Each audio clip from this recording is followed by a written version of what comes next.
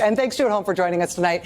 We do have Vice President Kamala Harris here tonight for her first news interview since leaving office, her first news interview since the election. I'm very excited to speak with her. I'm a little nervous about this interview because it's a big deal, I'll tell you. I do have one thing to tell you, though, separate and apart from that, before we get started. MSNBC has just today announced that my new documentary is going to be airing here on Friday, October 17th. This is a brand new documentary I've made. It's called Andrew Young, The Dirty Work.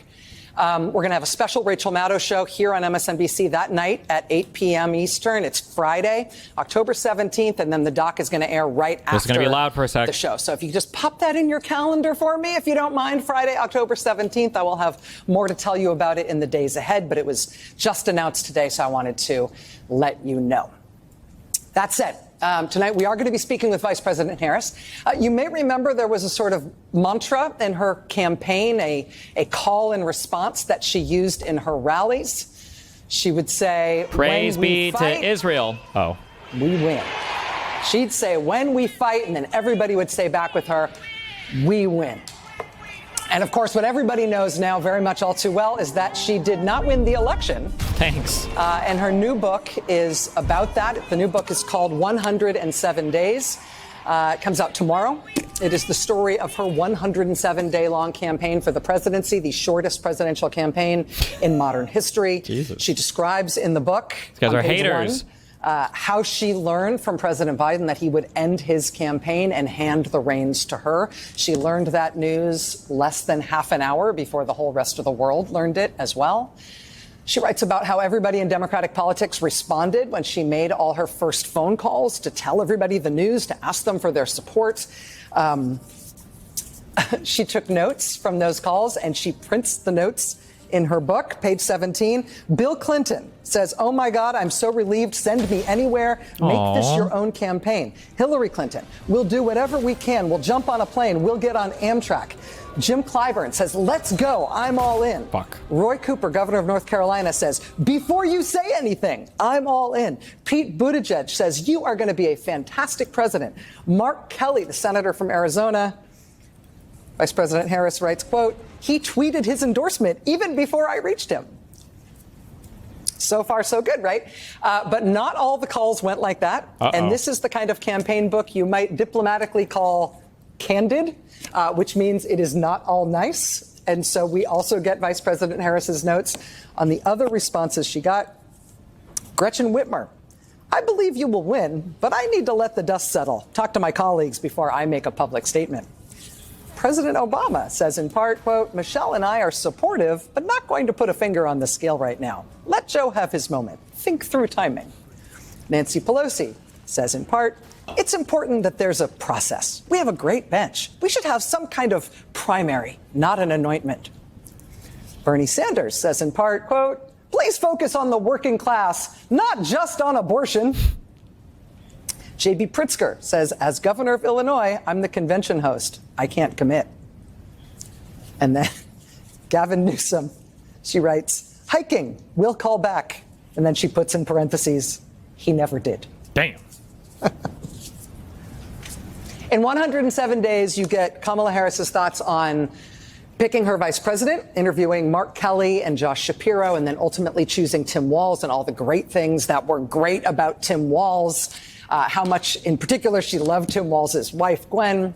But she also writes about why Pete Buttigieg was her personal first choice for her running mate.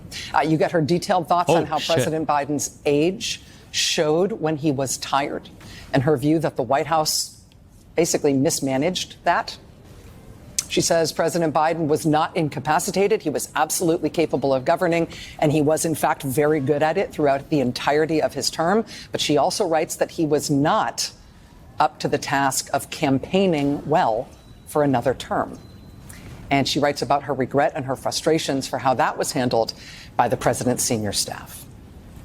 I will tell you, this book is going to sell a bazillion copies. And Vice President Harris's bluntness and clarity on those still very painful matters is going to be a big part of why. The book, as I said, goes on sale tomorrow.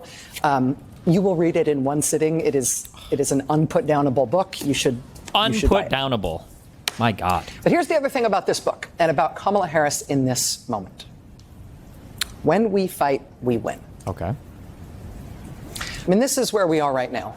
These were protests on Thursday and on Friday and on Saturday and on Sunday and today, all about ABC taking comedian Jimmy Kimmel off the air after threats from the Trump administration effectively directing them to do so. And those protests were in New York and in Los Angeles, yes, but also in places like central Washington State, Yakima, Washington, and in Mount Kisco, New York. We saw Vice President Harris herself join the calls condemning the Trump administration and ABC for doing that. She put out a statement last week calling it an outright abuse of power. Fuck! Okay, I need the audio cues for this. I would have to relearn this. Going just by visuals, fuck this. Okay. Maddow, I need you to entertain me, please.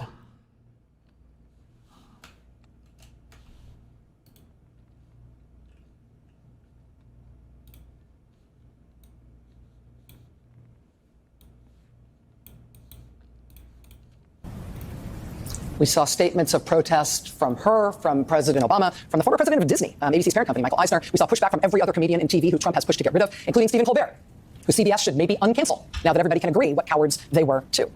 We saw statements of protest from basically all of Hollywood and the music business and the unions and the ACLU and every celebrity you've ever heard of, and people canceling their Disney Plus subscriptions, and people who make shows and movies for ABC and Disney saying they would never make shows and movies for that company again as long as this decision stood. And what do you know? When we fight, we win. ABC this afternoon decided, okay, let's throw this in reverse. Jimmy Kimmel will be back on the air tomorrow night. And as for Stephen Colbert on CBS, stay tuned. Because, of course, his firing is just as indefensible, if not more so. In this new book, in 107 Days, Vice President Kamala Harris writes about predicting how bad Donald Trump would be in his second term as president. She says, quote, I predicted all that. I warned of it. What I did not predict was the capitulation. About the groveling, scared, rich owners of the LA Times and then the Washington Post pulling their papers' endorsements of her just before the election, she says, the pre-capitulation of these powerful billionaires alarmed and dispirited me. As it turned out, they were early adopters. Was it the fucking Washington Post? Were they the ones that made that thing about how we're not going to endorse a candidate? And then was it the New York Times who removed their democracy dies in darkness slogan? God, so cringe. As it turned out, they were early adopters of the feckless posture that would be embraced by a raft of business leaders and institutions once Trump was elected. They had just been the first in line to grovel. And then she says this about what she'll do next. She writes, quote, I wanted a seat at the table. I wanted to make change from inside the system. Oh, both Today, of I'm those? no longer sure Okay, democracy dies in darkness was a WAPO thing? Okay, both of that was WAPO. Because the system is failing us. At every level, executive, judicial, legislative, corporate, institutional, media, every single guardrail that is supposed to protect our democracy is buckling. I thought those guardrails would be stronger. I was wrong. But now, of course, the election is over. And with the election now over, the fight that we're in now is to shore up those guardrails, to rebuild them where they have fallen, to make powerful people less cowardly somehow, to stop people and institutions from capitulating. And if they do capitulate, the job now, the fight now, is to get them to see they were wrong to do so and to get them to reverse themselves. That is the fight now. Kamala Harris says, when we fight, we win. Turns out that may be more important than ever after an election that you did not win. Joining us now for her first news interview since the election is former Vice President Kamala Harris. Madam Vice President, thank you. Thank you, Rachel. It's good to see you. It's good to be here. It's weird to talk about you with you sitting here and me pretending you're not here. Hello, doctor. Oh, yeah, I was going to say, was she just sitting next to her the whole time? Jesus. Kamala Harris, Madam Vice President, thank you. Thank you, Rachel. It's good to see you. It's good to be here. It's weird to talk about you with you sitting here and me pretending you're not here. Hello, doctor. How have you been? I'm well, all things considered. I'm well. How have you been taking care of yourself since the election? You know, I have an incredible family. I've been spending more time with them than I had for quite some time, cooking, and writing, and reflecting, and talking to a lot of people, making a lot of calls, receiving a lot of calls. So I've been busy. Let me talk to you about this capitulation thing. It's really landed with me. I feel like we're all in the middle of it, but you articulating it in the way that you do, you become the patron saint of I told you so, in terms of people understanding the sort of warnings and predictions that you made about what Trump would be like. But you say, I predicted all of that, I warned of it, what I didn't predict was the capitulation. The billionaires lining up to grovel, the big media companies, universities, so many major law firms, I will note, including your husband. Yeah, and he spoke out about it. He's been very vocal criticizing it. You said they've all been bending to blackmail and outrageous demands. Yeah. Why did you not predict the capitulation, and what do you make of the effort to try to put some steel in the spine of those institutions? The answer for why nobody predicted the capitulations, there is an answer, and nobody likes it because it's not popular, and it goes against all the populist shit that's popular on the left and right, is that capital and money doesn't mean shit, and the donor class is bullshit. None of that shit ever fucking mattered. What people respond to is the political power. It's literally this bullshit. It's literally this stupid fucking scene. Found his way into the home of a very prominent family. He loved the eldest daughter. Sadly, she had eyes for another. Play the clip. When boys and girls live in the same house, well, that is an awkward situation. Indeed. Especially in a prominent found. And which truth is that? Knowledge is power. Replace that with donor classes power, okay? He's rich too. Actually, her family's richer, but ignore that. Seize him. Cut his throat. Stop. Wait. I've changed my mind. Let him go. Step back 3 paces. Say the line. Power. Power is power. That's Trump right there. And that's why they all cucked out when the donor class, when they were supposed to save us, when we needed them the most, when we needed their greed and money to fight against Trump. They were not there. They failed us. And now we have fucking Google writing cuck letters to fucking Jim Jordan, the moron in the fucking house. Why did you not predict the capitulation? And what do you make of the effort to try to put some steel in the spine of those institutions? So as you know, I am a lifelong public servant. And, but I've worked closely with the private sector over many years. And I always believed that if push came to shove, those titans of industry would be guardrails for our democracy, for the importance of sustaining democratic institutions. And one by one by one, they have been silent. They have been, yes, I use the word feckless. It's not like they're going to lose their yacht or their house in the Hamptons. And here's the thing. Democracy sustains capitalism. Capitalism thrives in a democracy. And right now we are dealing with, as I called him at my speech on the ellipse, a tyrant.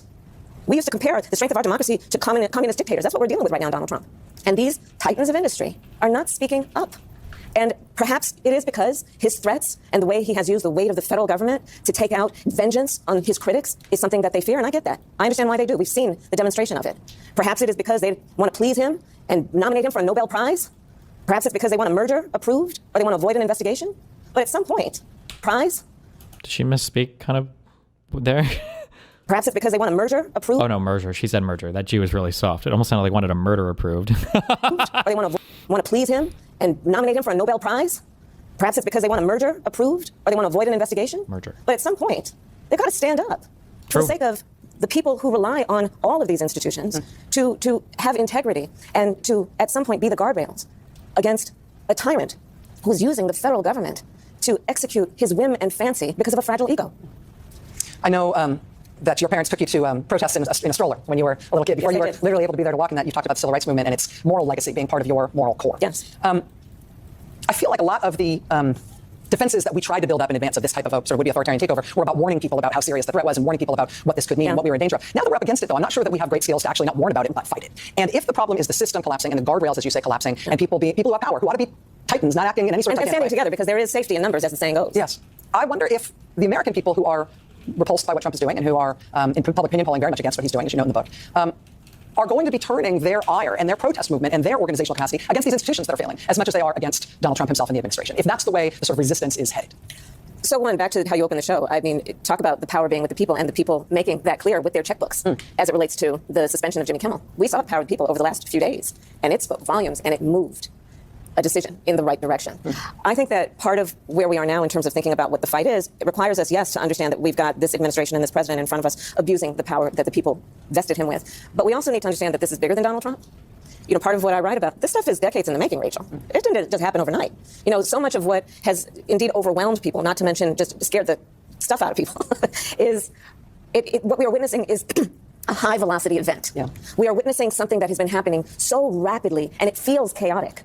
But what I would offer you is what we are witnessing is the swift implementation of a plan that was decades. I just want to say how crazy it is that conservatives gaslit everybody, including themselves, on this Kamala's like the word salad lady who can't speak or put together. So like, you know that when Trump does his UN shit, like even the foreign speakers all speak infinitely better English than Donald Trump does. Zelensky basically does. He can put together better sentences. Macron absolutely does. Netanyahu absolutely does. Oh God, not Duterte. Rutte, the NATO head guy now from, is it from Denmark? I forget where that guy's from, the Netherlands. That guy speaks better English. Like every foreigner speaks better English than our fucking president. And conservatives somehow like convinced everybody that she's like the word salad lady who can't. It's so stupid, bro. Decades in the making. Project 2025 didn't just drop out of thin air. That's a product of decades of work. Federalist Society, Heritage Foundation. Not Denmark, maybe Finland. People said, I think, Netherlands. And that the implementation of a plan that's about trying to get rid of the Department of Education, deregulate industries, weaken the rule of law by over a period of time, creating a system and through gerrymandering states so that we would now have the Supreme Court that we have. This stuff didn't happen overnight, and it did not happen just because of an election in 2024 or even 2016. So when we talk about where the fight must go, there is the aspect of it that is about the immediate moment, such as the weight of the federal government being used to silence critics, citizens, and it must be about understanding that this did not just happen overnight, and we have to pay attention to an agenda that is not going to necessarily go away when this guy is finally turned out of office. Well, let me ask you on that gerrymandering front. The White House has been very aggressive, pushing Republican-led states to gerrymander their maps to effectively give Republicans a major edge heading into the midterms next year. That has led to related responsive Democratic efforts, including in your home state of California. Do you support Democrats' effort to kind of fight fire with fire there? Will you be involved in that California measure, for example? I absolutely support it. You mentioned Gavin earlier. By the way, Gavin has a great sense of humor, so he's going to be fine. But did you warn him about the hiking thing? You did. Yeah, I've known Gavin forever. He literally has a great sense of humor. But let me say about what he is doing with redistricting. It is absolutely the right way to go. Part of what we've got to, I think, challenge ourselves to accept is that we tend to play by the rules. But I think this is a moment where you got to fight fire with fire. And so what Gavin is doing, what the California legislature is doing, what those who are supporting it are doing to say, you know what, you want to play? Then let's get in the field, let's get in the arena, and let's do this. And I support that. Speaking of a sense of humor, your book is very funny, which I think helps a lot, given that there's a lot of difficult material. Yes. I'm going to read something where I have to bleep myself in the middle of reading it out loud, sort of. This is the part when Trump told an audience, National Association of Black Journalists, told them that you happen to turn black and that you now wanted to be known as black. You say, on the plane that day when I first heard about Trump's remark, we patched in Brian Fallon, your senior advisor, communications advisor, on a call to strategize a response. Brian wanted me to punch back with a big speech about my racial identity, like the one Obama had given. I was so pissed that I didn't hold back. Are you effing kidding me? I was not about to take Trump's bait. He lies all the time, I told Brian. He throws out outrageous statements to distract from the real issues. Quote, today he wants me to prove my race. What next? He'll say I'm not a woman and I need to show my vagina? I don't even know if I can say that. Brian, on the other end of the phone, fell silent. I imagined the deep crimson of his blush. I mean, is it even like a coincidence that both of these kinds of claims were made about the two black candidates, right? For Obama, the birth certificate thing was like a huge issue. And then, I guess for Kamala, it was, I don't even know. People were trying to say because she's, what is her background? It's not like African-American, it's like Jamaican or something. It's like she doesn't count as black. One of the cringiest things about the last election cycle is Kamala really didn't talk about, Kamala didn't really talk about her race or her gender like that much at all. And, Republicans tried to do this thing about black woman or whatever, they tried to do like this whole id bullshit. Hillary definitely talked a lot about the gender thing, breaking the glass ceiling and all that was a big thing. But I feel like the identity politics part of Kamala's campaign was basically non-existent. Like, I feel like it's very, very, very small to non-existent part of her campaign. I don't even know if I can say that. Brian, on the other end of the phone, fell silent. I imagined the deep crimson of his blush. All right, so first of all, you made me say it. That really happened. Yes, but how do you decide? I mean, in the moment, particularly when it's so ridiculous, it's funny. How do you decide when to not take the bait and stay off the terms that he's trying to set for the debate and when to punch back? What did you learn about that in the process of going up against him? So, I also talk about, the first 2 weeks that I was the top of the ticket, we had no polling. The no polling had been done on me. So it was my gut. Yeah. And so I came up with this speech that actually was about, I was a prosecutor. I dealt with people who engaged in sexual abuse. I was attorney general. I took on people who engaged in fraud, on and on and on. And so I know his type. I remember this line, yeah. And because there is, there's something about in the English language that phrase, I know his type, that does a lot of work for you. Because it's something we all relate to, whether it was that boss, it was that person, whatever. I know his type. And so the character that I knew I was running against is someone, because he's shown it also. I mean, he did it with President Obama. He did it with Secretary Clinton. True. He throws this stuff out that he thinks will be an individual's weakness or Achilles heel with the intent to distract from the fact that, as it was in this campaign, he had no plan for actually bringing down costs and prices for the American people. He had very few plans for what he would actually do that was about the American people and not about an execution of his vengeance on his enemies. And I wasn't about to fall for that bait. And the stakes were too high. The stakes were too high. You can't get in the gutter with that guy. But she actually fell for the American people bait, thinking that the American people gave a fuck about policy or what anybody actually wanted to do in office. The bait is thinking that American people don't love the bait. That is the way that he distracts from the fact that, for example, right now, he promised the people who voted for him that on day one he'd bring down prices. And I do believe, Rachel, that's one of the main reasons that the people who voted for him elected him, because they believed he would do it. He lied. We're now in a position where unemployment is up, inflation is up, the cost of groceries is up. So, as the folks used to say, don't fall for the okie doke. Just don't. All right, lots more to ask you. We'll be right back with... We didn't fall for the okie doke. We fell for the 2 weeks later. Vice President Kamala Harris. Her new book is called 107 Days. It comes out tomorrow.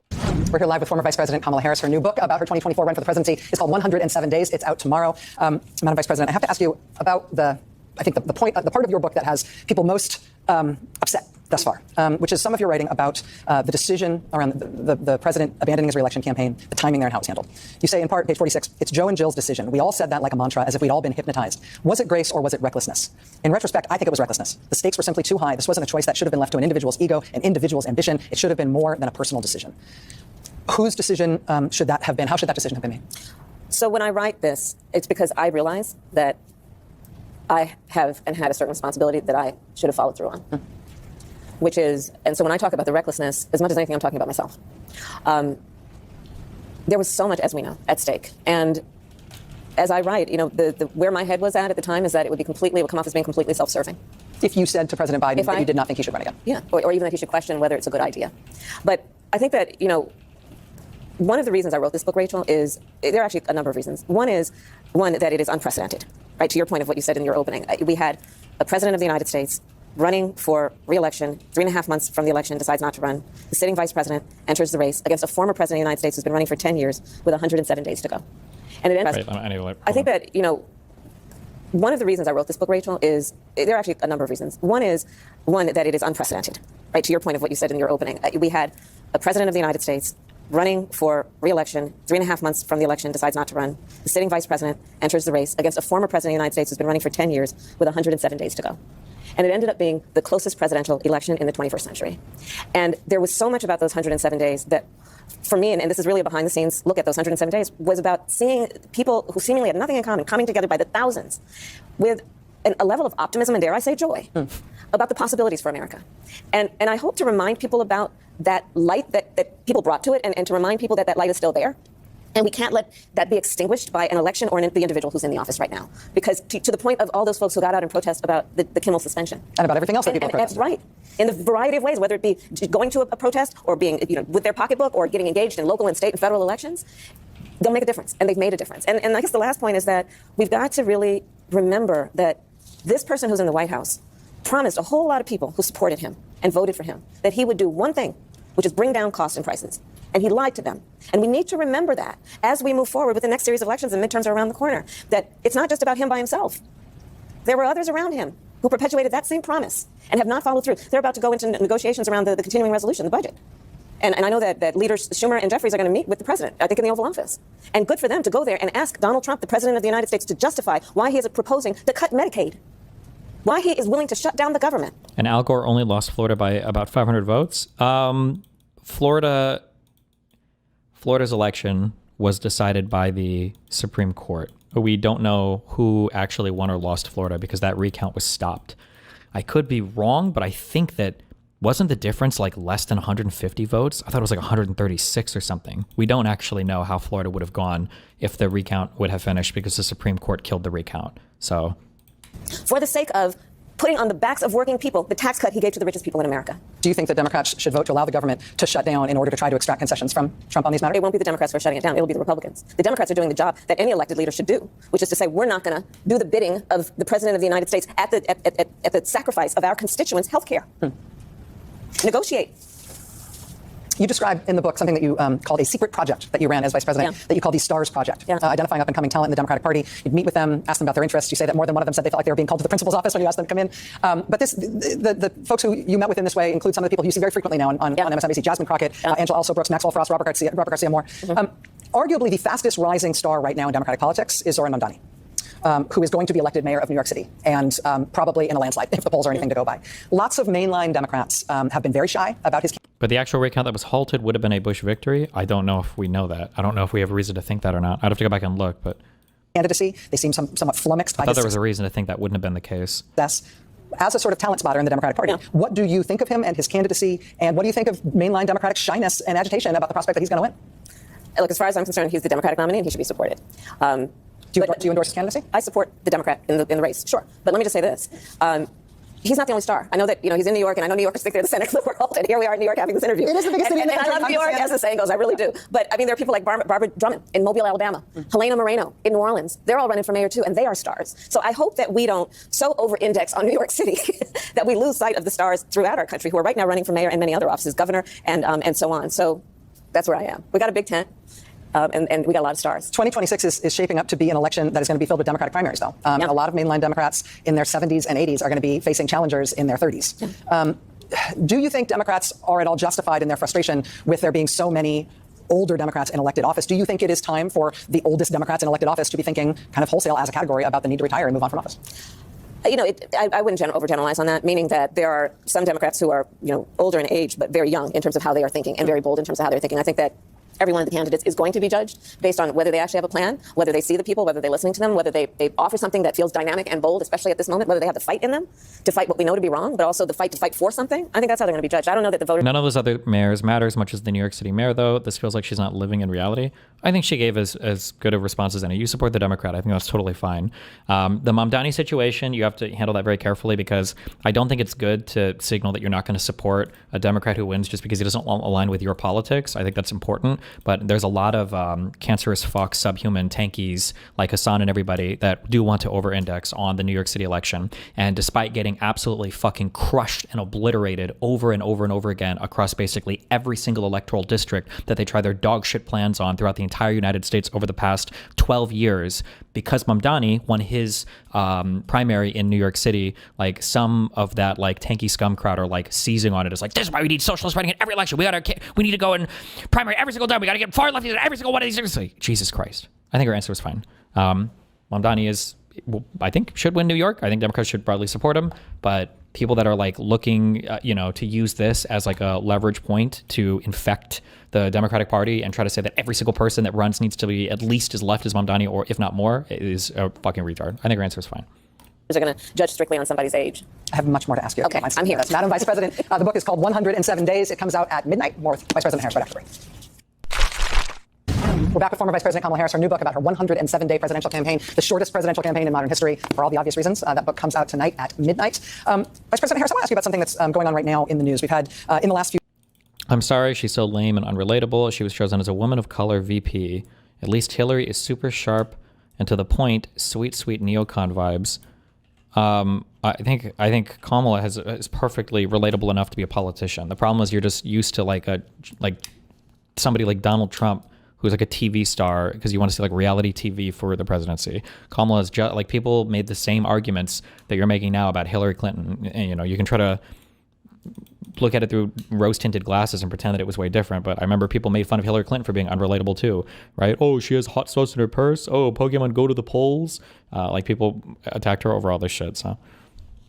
Days, two developments from the president that are the sorts of things that you were warning about, but now we've got them and we have to decide how to contend with them. One is the president directly ordering the Justice Department to bring criminal charges against people he perceives to be his political enemies, including firing prosecutors who told the administration there was not an evidentiary predicate to bring those charges. We've also now, in an executive order today, having the president directly ordering the Justice Department to bring criminal charges against people he perceives to be his political enemies, including firing prosecutors who told the administration there was not an evidentiary predicate to bring those charges. We've also now, in an executive order today, having we've got the president describing Antifa, the anti-fascist, it's not even really a movement, the anti-fascist tactics of a portion of the protest movement as a domestic terrorist organization. What is your reaction to those things? What do you think the appropriate response is to things like that?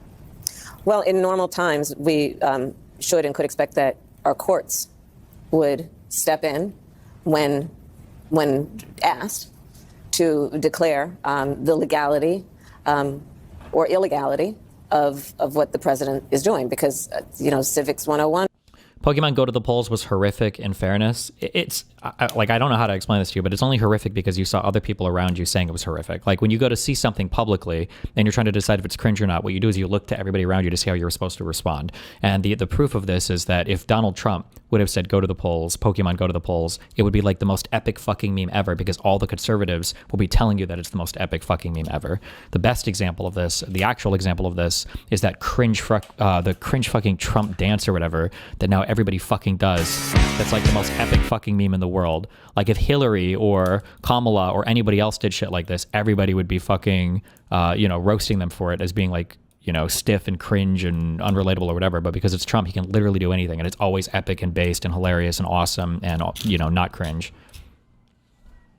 And we all know we designed our democracy through three co-equal branches of government: the executive, the legislative, and the courts, the judicial. And I would like to believe that that is still something that is standing.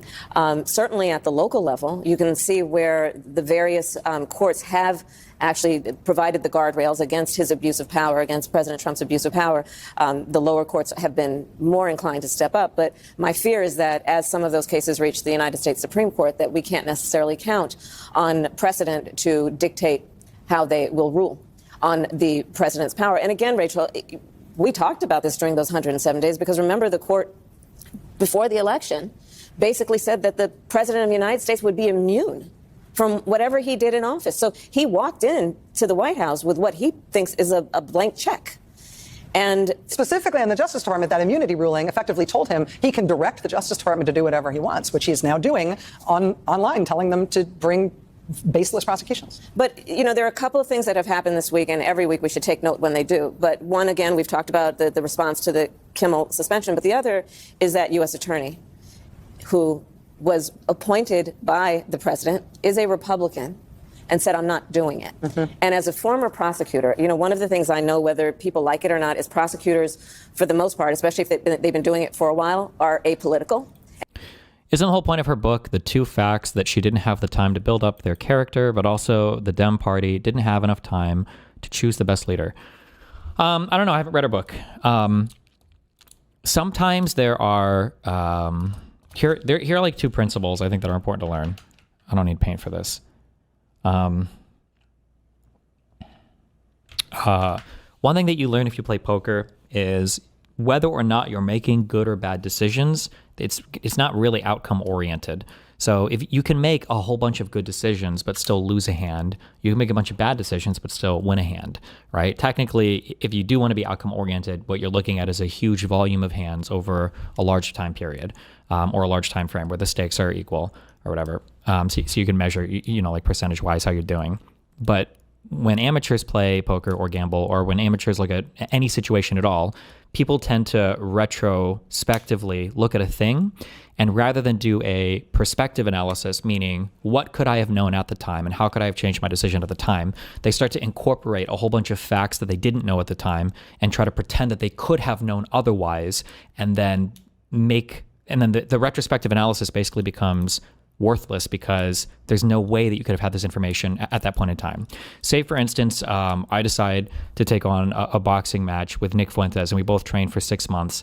And then at the end of the 6 months, we meet each other in the ring. And then let's say that I find out that Nick Fuentes is actually a supervillain who's been injected with some super serum, and he punches me one time and kills me, or, you know, knocks my arm off. And I'm like, fuck. And then I go back through his stream VODs and I'm like, okay, well, you know, he does make a lot of like evil type jokes, and he jokes about a lot of kind of crazy stuff. I should have known he was a supervillain, you know, especially the fact that he blew my arm off, like, Jesus, you know. It's like, well, but could you really have known that? Not really. So the retrospective analysis there is kind of pointless unless you like are very perspective from the moment you begin your analysis. So that's one thing that a lot of people fuck up, is they'll look to see if they ended up winning or losing, or if how the actual outcome was. But the reality is sometimes you can do all the right things and still just get unlucky, or there might be some information that you couldn't account for, or you accounted for all of the information and you know, just, well, like I said before, you got unlucky, right? You had like an 80% chance this would probably be correct, but like, oh fuck, you know, sometimes life happens, or there's some things that you just can't, you know, that are out of your control, and you just try to account for them as much as possible.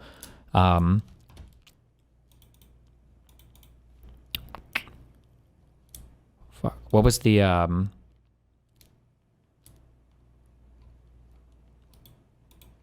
what was the question I was responding to? There was a second thing that I wanted to bring up there.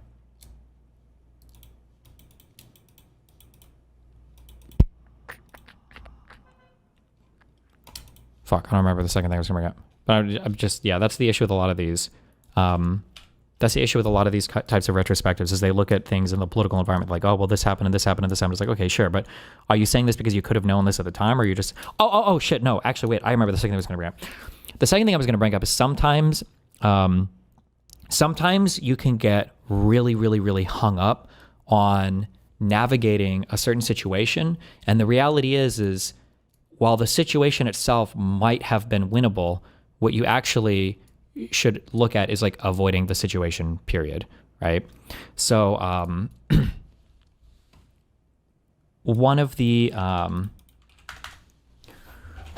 I used to say about like StarCraft 2, like pro gaming, this is probably true of all pro gaming, this is probably true of all pro athletes, or any kind of professional event, chess, whatever, is the reason why people are successful is because they have environments that are geared towards their success. And the most successful people are not people that are beating the odds every single day or people that are making these heroic, insanely complex decisions every single day. It's people who like wake up and their whole life is kind of like built around being oriented in a successful direction.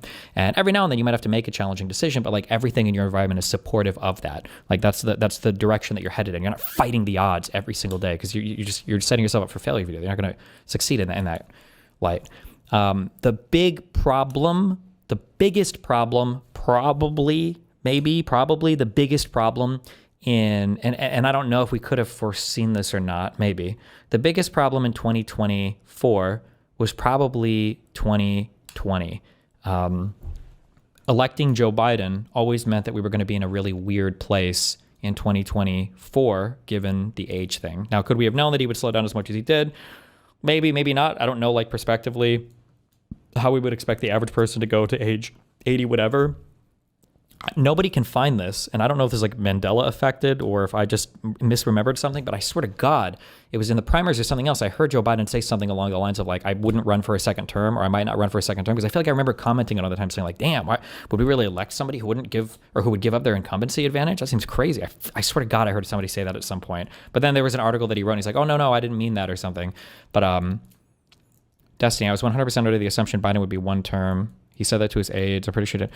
I'm just like that. He said he'd be a bridge candidate between generations. Yeah. So like if the big mistake was made early, doing a whole bunch of analysis on a situation that you should probably never be in anyway can also be a bit futile, because the true analysis should be like, how do we avoid getting in this situation at all? You know, like if you could spend, 10 hours getting ready to drive through, I don't know, like a snowstorm or something, you wouldn't spend 8 hours figuring out how to survive a snowstorm car crash. What should your optimal body position be? What should you wear? How should your seatbelt be? Like you'd spend the majority of your time training on how to drive to avoid the car accident, right? And maybe a little bit of time on other stuff, but like the goal should be to avoid the catastrophe, not how do we optimally navigate the catastrophe. So it could even be that more analysis maybe should have been done on how do we elect or choose people in primaries that are like suited to being two-term presidents, rather than how should we function in an environment where we have a one-term president. But it also might be that just the whole situation was so fucking insane that maybe it wouldn't have mattered anyway. Like maybe the only reason Biden giving up his incumbency advantage was a big deal was because Trump ran again. Like if it was DeSantis or if it was Nikki Haley, maybe having Biden step down and just having Kamala run like almost immediately, maybe that would have been easier, because it's like, it's like a whole new election. But having Trump come back for a third run after losing the second time to the guy who was an incumbent, maybe that makes things even more weird. I don't know. Trying to analyze situations like that is just very, very, very difficult, And said, I'm not doing it. Mm-hmm. And as a former prosecutor, one of the things I know, whether people like it or not, is prosecutors, for the most part, especially if they've been doing it for a while, are apolitical and take seriously their oath to do justice without fear or favor, and to do what they believe is the right thing to do based on the facts and the law. And we have seen this week evidence of someone who I'm sure didn't vote for me, and we may disagree on a whole lot of other stuff, but he had the courage to stand up and say, he's going to follow his oath and do what is ethically right. So let's take heart and hope that others within the Department of Justice will see that is, have a something that steers their conscience. But, let's not also be distracted by the fact that there are going to be the career people who understand that. But then Trump is appointing people to these positions who have no experience as a prosecutor. And the closest they have to it is their experience defending him against crimes. Based. And are now sitting behind the desk making decisions about who should be charged with what. So it is a scary time. I don't mean to suggest otherwise, but there are these moments that we should also take note of. Yes. Destiny, so what's the place of lived experiences in this story? Always got to play the longest game possible when making decisions, ? It's something like, I wish I could remember, but it's like a smart man learns from his own mistakes. Like a wise man learns from the mistakes of others. That's where you look to the collective wisdom of people and you look at how it's played out in the aggregate for most everybody else, and you try to hopefully learn from the mistakes that other people make, because you don't have enough life in you to make every mistake on your own. Some mistakes you can only make once, and other mistakes will alter you or change the trajectory of your life such that you can never rebound or recover from them, or you're going to invest a significant portion of your life rebounding or recovering from them. So hopefully you learn from other people. There have been, to that point, there have been multiple Trump-appointed U.S. attorneys who have resigned or left office. Yes, under they these have. Yes, they have. Yes, they have. Let me ask you a politics question. I mentioned in the intro tonight that you say in the book really bluntly that your personal first choice for your running mate would have been Pete Buttigieg, and you praise him effusively. You say he would have been an ideal partner if I were a straight man. And you say effectively that demographically it was too much to ask of the American people to ask them to elect you with. But I guess the whole criticism is that the party knew that Biden should resign, but his ego said no. Haven't read the book, so just assuming. Yeah, but I think that I'm trying to think. Is this like an expressed or revealed preference thing? I'm trying to think of an example here.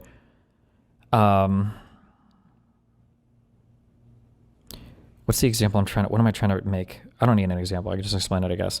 People that say that they wanted Biden to step down, but his ego was what was preventing him from stepping down.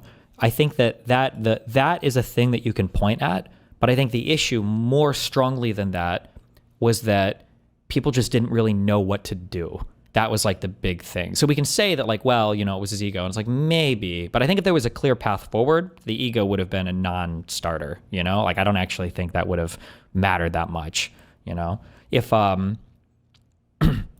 like, let's say that you and some friends wanted to go to either bowling or skating or whatever for the night, but like the gas in your car, your gas tank's almost empty, right? You've only got like half a gallon of gas or whatever.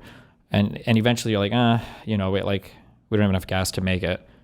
And it's like, that's kind of an excuse. But like, if you guys really wanted to go somewhere, you just fill up your tank. You just go to a gas station and do it. I don't think that's actually a blocker here. That's not a real blocker. That's just like, you guys have a lot of indecision, and that's kind of the thing you can point at. Like, if there was like a clear winning choice for who should run for president, who would clearly dominate in the election, I don't think Biden's ego or whatever, I don't think any of that would have stopped them from forcing him out, basically. Him as your running mate if I were a straight man.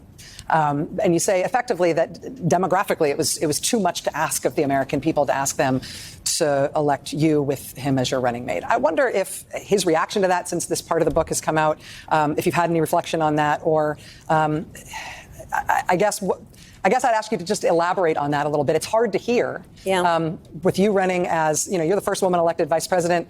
You're a black woman and a South Asian woman elected to that high office, very nearly elected president. To say that he couldn't be on the ticket effectively because he was gay is hard to hear. No. That's not what I said. That he couldn't be on the ticket because he is gay. My point, as I write in the book, is that I was clear that in 107 days, in one of the most hotly contested elections for president of the United States, against someone like Donald Trump, who knows no floor, to be a black woman running for president of the United States and as a vice presidential running mate, a gay man, with the stakes being so high, it made me very sad. But I also...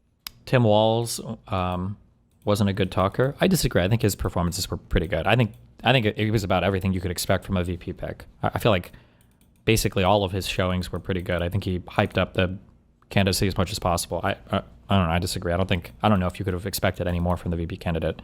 Realized it would be a real risk.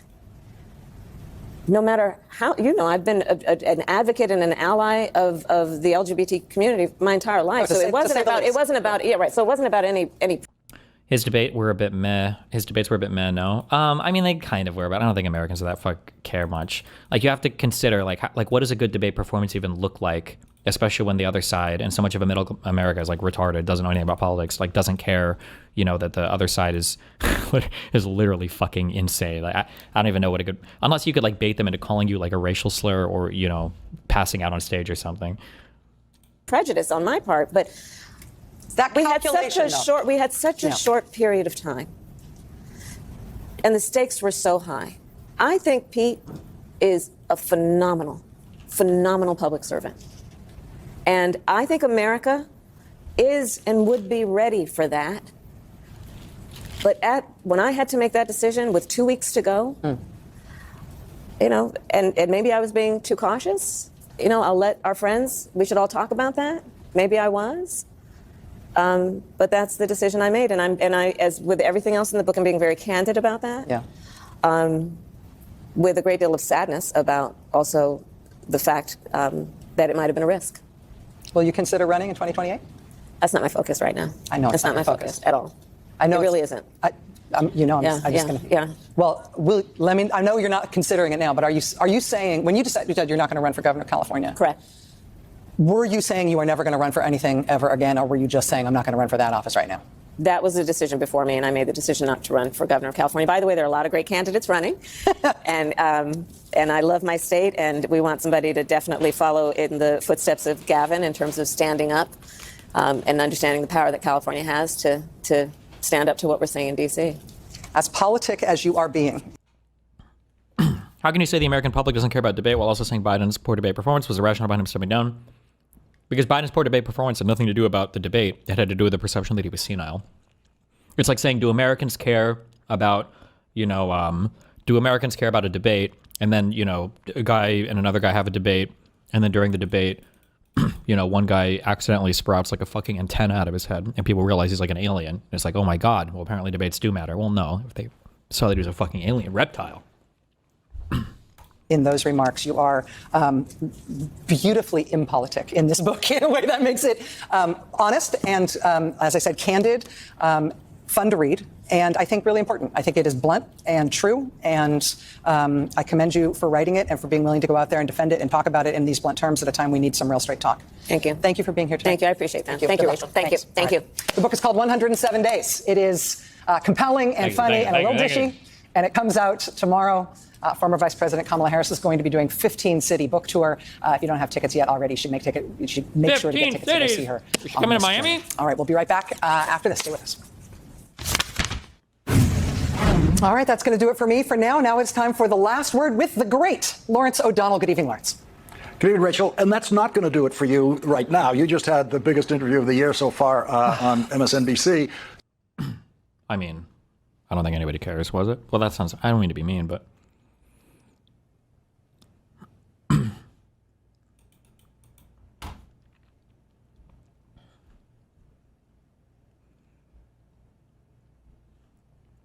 Destiny, people in chat keep downplaying how bad Biden's debate was. Am I crazy? It was one of the worst I've ever seen, and it confirmed to the 80% of Americans that said Biden was too old, and that he was too old and hid Trump's crazy.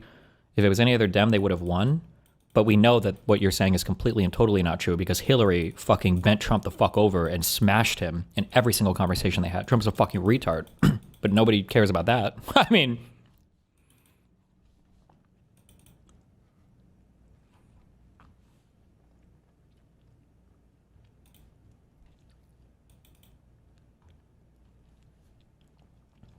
Personally, I think she should have picked Josh Shapiro since he has high popularity in the biggest swing states of the country rather than Walz. Yeah, but if she picked Shapiro and then lost, then everybody would be saying, all the lefties would be saying, oh, see, it's because you cucked out and didn't choose the more left-leaning person, right?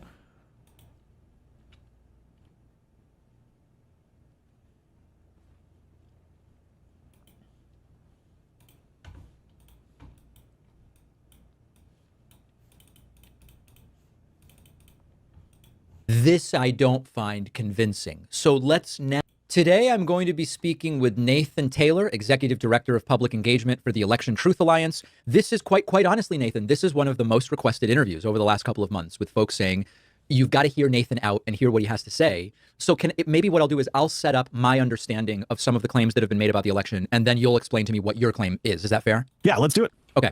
So Greg Palast put out a piece some time ago. I looked at the piece. The piece made a number of claims that I found to be a little too circumstantial for me to make a definitive statement about 2024. They included extrapolations of prior, for example, black voter behavior in terms of the split between Democrats and Republicans, assumptions about changes to the number of registered voters, extrapolating from that in some cases with 8 or 10-year-old data to make claims about 2024. It didn't feel super solid to me. And so I came away from those claims sort of saying, listen, I'm open to hearing anything. This I don't find convincing. So let's now give, with that as the context, give us at the most basic level, the claim you're making, and then we will talk about the evidence. Yeah, sure. And if I may, I'd love to throw a little bit of background at you, just for my work history in the ETA. So my personal background, I have a degree in cybersecurity and information systems. I was a 25 Bravo computer tech specialist in the Army, actually commissioned as a signal officer as well. So I do know a little bit about computers, computer systems, some data analysis. And on the civilian side, I worked with a company that provided real-time network monitoring for multiple Cybersecurity from the Army? And we're supposed to believe this guy? I'm just kidding. entities like banks. So I've done a lot of data analysis. I've looked at network security. Yep. And what happened was right after the election, there were multiple red flags that brought the ETA together. So the ETA at this point, there's three executives, me, Lily, and Jive. Lily and Jive had different backgrounds in either statistics and finance or political science. So we all got together, and that's when we sat down and we said this. We said, there are some interesting things with the election. Let's do a little bit of investigation. Let's see what can we start looking at to determine if our elections are being run correctly, free, fair, safe, and secure. That was the concern, is we wanted to verify the vote, to validate. And so that is what we did. We started bringing in volunteers with various backgrounds in statistics. Some of them have PhDs in statistics. Some of them are auditors or computer scientists. And that's when we sat down and we said, okay, how can we look at elections, and how could we perhaps apply statistics to look at elections to flag any concerns? And at the time, we knew that there was audits in the elections. We reviewed those. And if you're familiar, audits, that's a standard practice in finance, engineering, public safety. So auditing elections shouldn't be that much of a concern. But immediately when we did start talking about this right after the election, the concern was, as you said, people wanted very credible, very well-established concerns. And the common pushback was election denial was on the rise. So just want to make that clear. This is not election denial. This is election integrity and auditing. This is a standard practice. And because of that mindset, we said, okay, let's do this. If you can apply statistics to detect fraud in banking, if you can apply statistics to do safety and quality testing and engineering, why can't we use statistics to flag non-human or abnormal voting behavior that could mean vote manipulation? That's what we said. And then we discovered this is already a thing. It's happening outside the U.S. already. There are already election fraud experts such as Roman Udot, Sergei Shvilkin, Peter Klimek et al., who've been applying election statistics to Russian elections, to elections in Afghanistan, Kenya, and Bolivia. And they have all begun to find credible concerns of election fraud. So we took their techniques, and the ETA has ran with those methods, and we've begun to analyze swing states and non-swing states for the 24 election, and then we begin to publish those reports. So that's the background. As you said, I'd love to kind of walk you through some of the things we do, some of the things we find, and then the big picture. So any questions? Let's see if so let's, in order to pick one thing, because we could spend hours on this, let's go to, is there, and then you walk me through the example if you have it, is there a state that was reported as won by one candidate that your analysis leads you to believe that was wrongly reported, and in fact the will of the voters was that the other candidate should have been awarded that state? Yes. We've published 2 different reports now, both for swing states, 3 in total, but 2 of them meet that criteria, Pennsylvania and North Carolina. If you're familiar with Pennsylvania, there's a lot of controversy around Pennsylvania, especially on election night. I think they had over 30 bomb threats and multiple machine failures across the states. So what we've done for Pennsylvania, and the report is on our website right now, electionalliance.org, and we've analyzed the entire state of Pennsylvania, every county in the state. We've also analyzed 3 main, very strong Okay, before we get too far into this, statistical analysis and data analysis can show you things that point to likely sources of fraud or error. So for instance, let's say that I run an analysis on, here's everybody that signed this petition for some candidate being in an election. And when I run the analysis, I find out that of the 50,000 people that signed the petition, 25,000 of them have the exact same last name or something. Or when I run the analysis, I find out that like 85% of them have birthdays in the same month, and statistically the chances of that happening are incredibly rare. You can run these type there, and there's a lot more more clever ways to analyze data to find things where it looks like there's some high degree likelihood of fraud or probability, or like the probability of this being legitimate is very low. However, this is only on like, I don't know if you would say normally distributed data sets. I don't think so. Data sets that have like where you would expect some kind of average or some kind of probability, and there's no like confounding reason or variable or other factor to say why you would expect some data set to look the way that it does. So for instance, let's say that I run an analysis on 10,000 people signed some petition to vote, to allow some guy to run an election, and then when I compare the names of these people, to a broader name set, like super high percentage of them have like a similar last name. That it's good to like, you can start there, but that's always just a starting point. Let's say that you do the next analysis. You're like, okay, well, where are these people from? What's going on? You find out, like 80% of the people that live in this district are Vietnamese, right? And they all have like the same 2 last names, like Tran or Wen or whatever. And I was like, okay, well, understanding that now, if we go back to the data analysis and we rerun this, this is actually about what we would expect to see. That's like one of a billion potential examples, okay? There's like this type of data analysis, and maybe they'll get into it. I hope they do. This type of data analysis is always a really good starting point because it can point you in the direction of where you need to investigate, but you got to have way more than just the stats here or the probabilities. You have to start to look for what do you think happened. So this points you in the direction of a problem, and then you clearly state what you think the problem is. Well, we think that these voters are fraudulent. Then you have to figure out like, well, what mechanism would they have used to introduce the fraudulent voters? Can we prove that there are some fraudulent voters? And that, like, this is what you have to do. This is good for like starting as a hypothesis, but you can't, you can't just do just this. But we'll see. Maybe we'll see. Democratic counties and put those up in the report. So what our statistics is finding and what our statistics does. So for example, we like to use the work of Dr. Walter Mebane and Peter Klimek as examples. So I do have a visual for you. Now's probably a great time to reference it. So what we've done on the first slide for these visuals, this is a heat map. And as I said, this is an example of how we do statistical analysis of elections. This is a method developed by Peter Klimek et al. So this is a group of election fraud experts and statisticians. And they've said, let's look at Russian elections. Let's look at Ugandan elections. And they put out a paper. And on the right side of the screen, we reference their statistical analysis of those elections. So we see Russia in 2011, Russia in 2012. And we see a Uganda, which I don't know the exact date, but it's in their paper as one of their foundations. And so what a heat map does is we look at every precinct in a county. This data is public. You can go get it from the county's websites. You can get it from the state. So we took publicly available data and we developed this heat map on the left for you. And California is an example of what we argue is more of a normal and expected election. Per the work of Peter Klimek, they say a non-manipulated election should be more of a circle. There should be no noticeable shifts in precincts of high versus low turnout. And that's what we're measuring.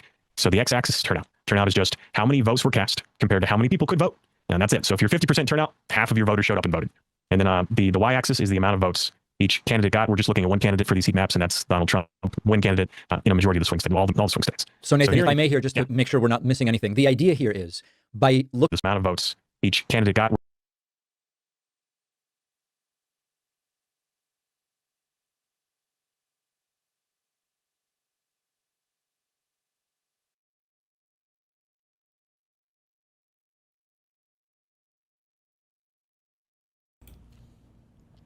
Okay. I'm just trying to understand this. So this is saying that right now, where the voter turnout was 80%, Trump got about 70% of the vote.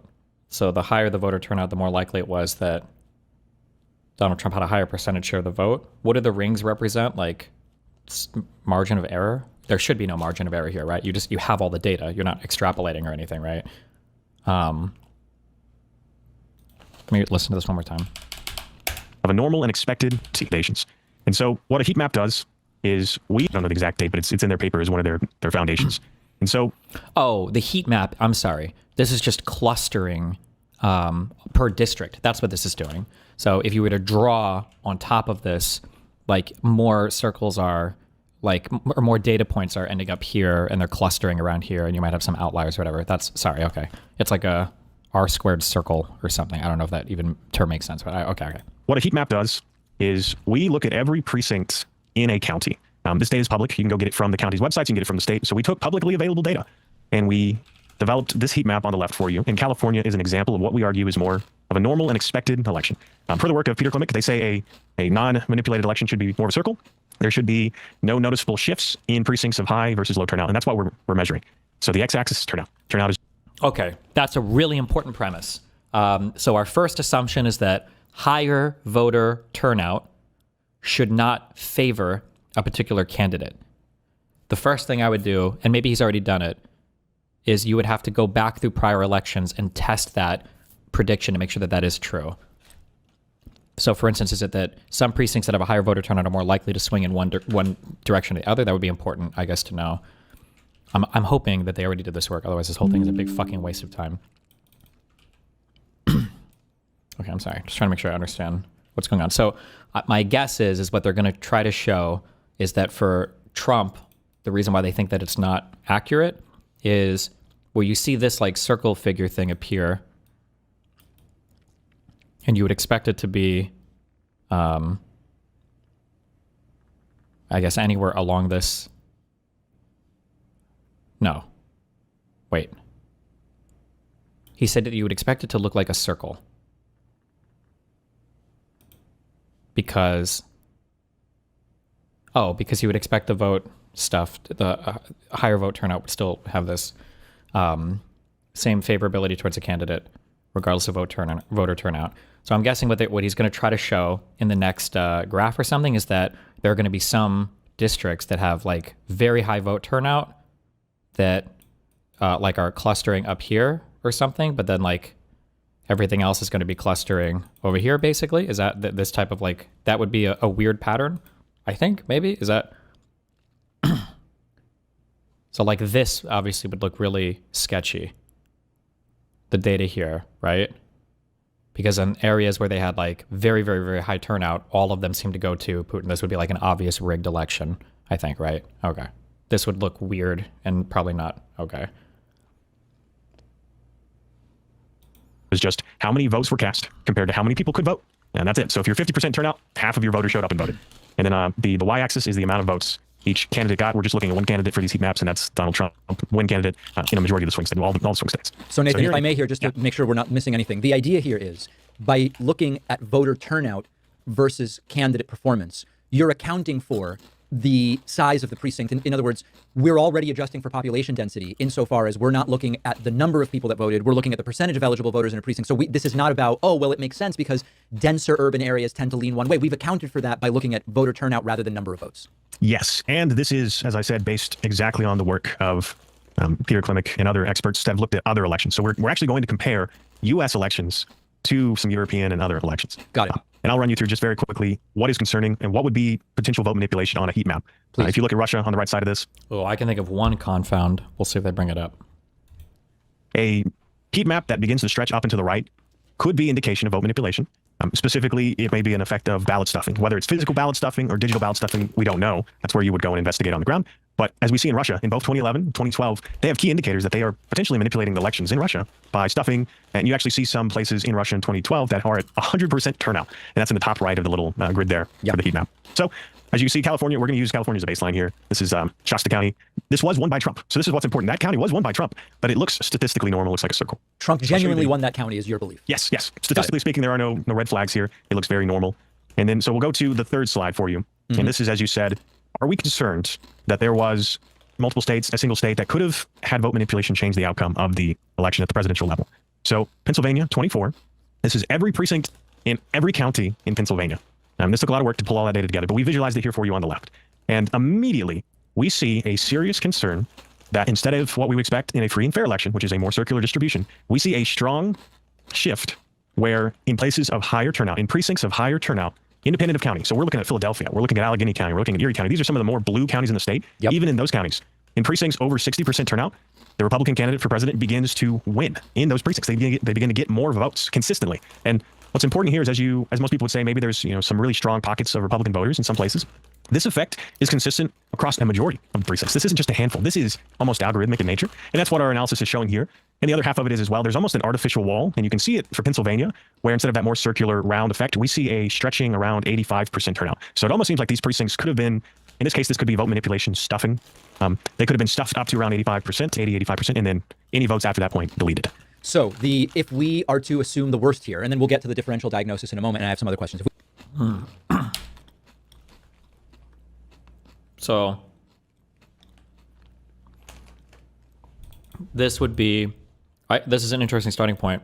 Here's one confound that I would be curious about.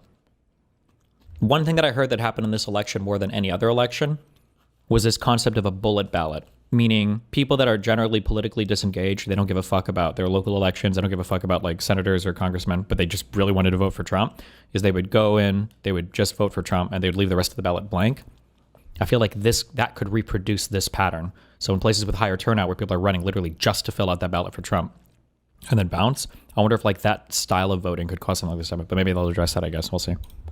So if we are to assume the worst here, and then we'll get to the differential diagnosis in a moment, and I have some other questions. If we assume the worst, the technique would be maybe the voter turnout didn't really go as high as it looks like in some of these areas. It's like over 90%. I'm looking at the chart. Is it like 92, 93% in some of these counties? Is that right? Yeah, in some of these counties and precincts. So maybe instead of really having that level of turnout, the real level of turnout was lower, but there was manipulation, either physical or digital, as you say, ballot stuffing or through technological systems, which credited votes above and beyond the real votes to candidate Trump. Is that essentially the sort of like most dystopian interpretation of this?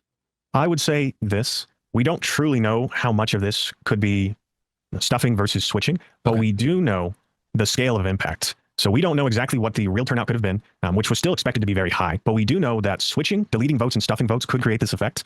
And we are able to estimate the amount of votes that could have been impacted at the presidential race in Pennsylvania. And per our analysis and per the work of Dr. Walter Mebane, he's a PhD statistician professor at the University of, I'll have to double check which exact university it is. I think it's Michigan. And so he's put up a paper as well. So he actually looked at Pennsylvania. So as you said, do we think this is enough to change the outcome of Pennsylvania for the 24 election?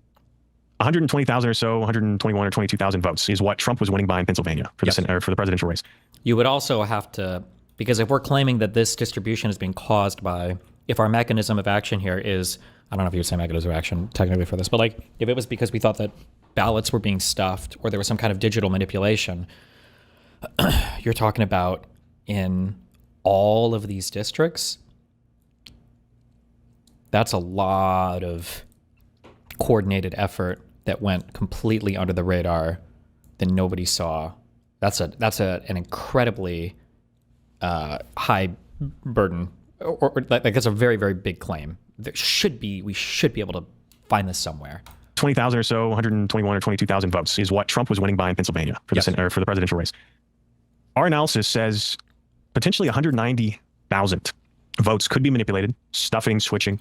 And Dr. Mebane even supports in his model, his method even says up to maybe 210,000. So yes, if this is vote, that's a huge number of votes across tons of different districts where this would have had to happen. Manipulation.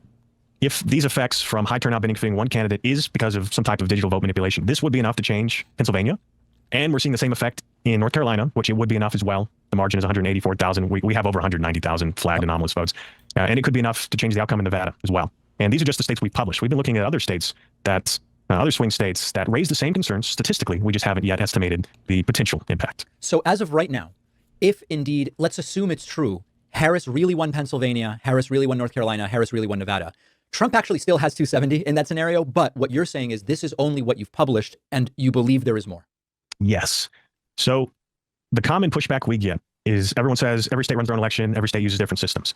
What we started to find as we do this analysis is what is the common trend between all of these swing states and all of these other states that we've not published yet. We are finding these concerns statistically. And it's very simple and very concerning. This is where my background with cybersecurity starts to jump in, is we did find that at least 70% of the US uses the top two voting systems. And these include the tabulation machines. And so this is a fact I want you to understand.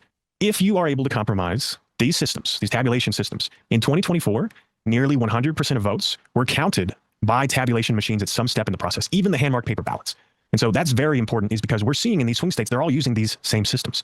And we're starting to find in states that aren't swing states that do use these systems, the same effects. And as of this moment, that leans more towards the technological manipulation rather than the physical ballot stuffing, right? I mean, because the physical ballot stuffing would not be as relevantly mediated by the same tabulators. The tabulators seem to point more to the technological manipulation. Yes, the consistency, how aggressive and consistent this is across multiple precincts and counties, points to it being a system instead of people going and doing things, because it's too algorithmic. We've begun to now analyze, is there a consistent pattern? Is there an algorithm? Is there a formula? And we're able to start seeing that there may be a formula in how these votes are being shifted around. And that'll be coming out as we go forward. Yeah, go ahead. One of the questions I know my audience will have is, does the scenario Nathan is drawing up require individuals at either every county precinct, et cetera? Or would this, and again, this is all, I'm not telling my audience this is what happened. I'm asking questions to try to figure out exactly what the claims are. Would this be something that theoretically could be pre-installed in some of these machines such that the machines already know what to do and it doesn't require someone in Pennsylvania, in Philadelphia, precinct 39 is pressing a button? Yes, the concern is that whether through compromise of the vendors, through a common point, like, for example, some of these systems use hard drives, if you were able to influence them before those hard drives ever get sent out, or putting code on the machines. Yes, you could do this before the election. Cybersecurity-wise, an example of this is just malware that would have a timed window to execute. It wouldn't be manipulating votes or changing things before the election or after the election, just during that window. And we actually found, and this is something people know about, but maybe not as readily, is there's an example of this have already happened with technology. Have you heard of Dieselgate? Dieselgate? Oh, this is the Volkswagen gas mileage scandal, I guess we would call it. Yes. So Dieselgate was where Volkswagen had a software program to cheat emissions. And when they were auditing the machines in a lab or when testing them, the cars ran normally and their emissions was normal. Right. But the data from emissions reports wasn't matching up. There was way higher emissions than what should have been accounted for. So some independent nonprofits actually got together and they took a Volkswagen system and they put a tester on the back of the vehicle in the trunk and on the tailpipe, and they drove it on the highway. And in use, the Volkswagen began to output higher emissions. So they had designed a way to cheat audits so that when they're being tested, they look normal. But when they're in use, they begin to act in this way. I don't want to be really nitpicky, but I think I can be nitpicky because this is a very grand claim that he's making. Sometimes people make claims that are insanely like huge. Like, I don't think they understand. I'm not saying he doesn't, but the gravity of the claim is much larger than what somebody else might think the gravity of the claim is, right? Like somebody will say, like I talk about like for the Israel stuff, right? Like somebody's like, oh, I think that soldier shot and killed that Palestinian and killed him because he's just an evil soldier.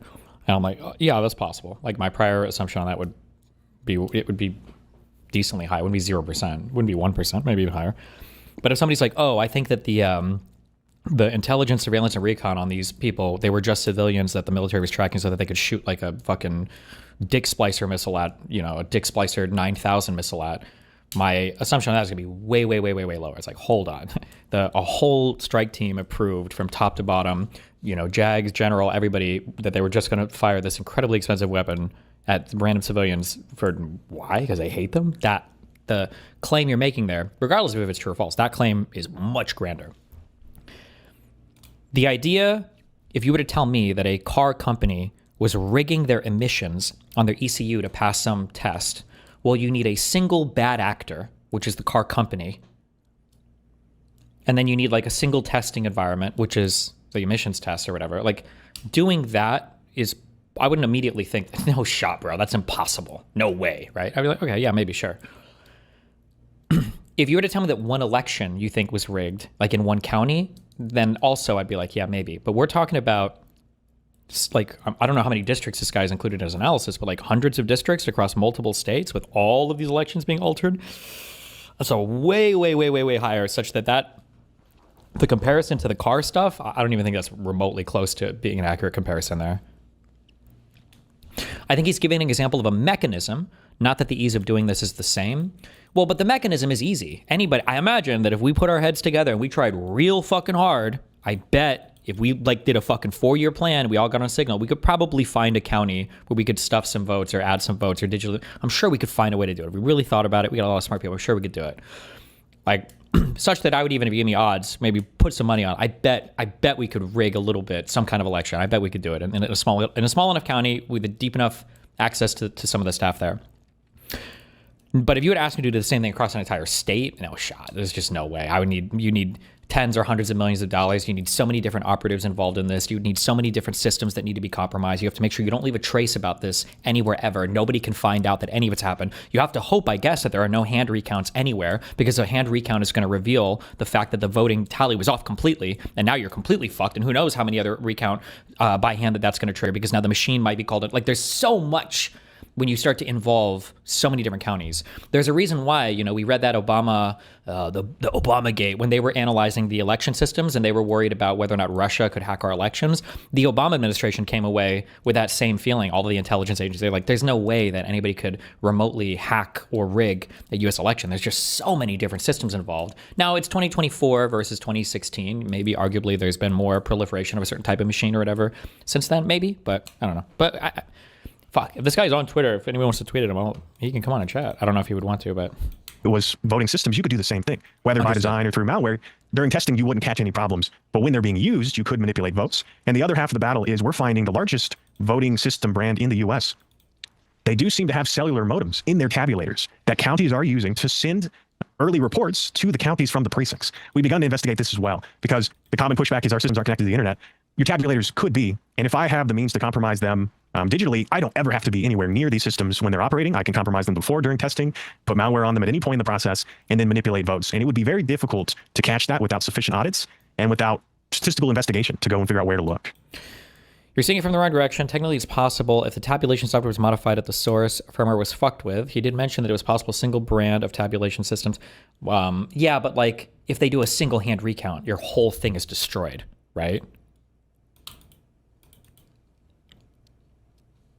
All right, I want to ask you about one more thing, and then I'll sort of give my sense to my audience of what I think makes sense to do based on what you're asserting. I want to just propose a differential diagnosis, right? What we're pointing to here is an association between counties. Sorry, is it counties or precincts with higher turnout? Precincts in this case, precincts. What you've identified is an association between higher turnout at the precinct level and a larger share of the vote going to Donald Trump. That's the association that you've identified that we're focusing in on here.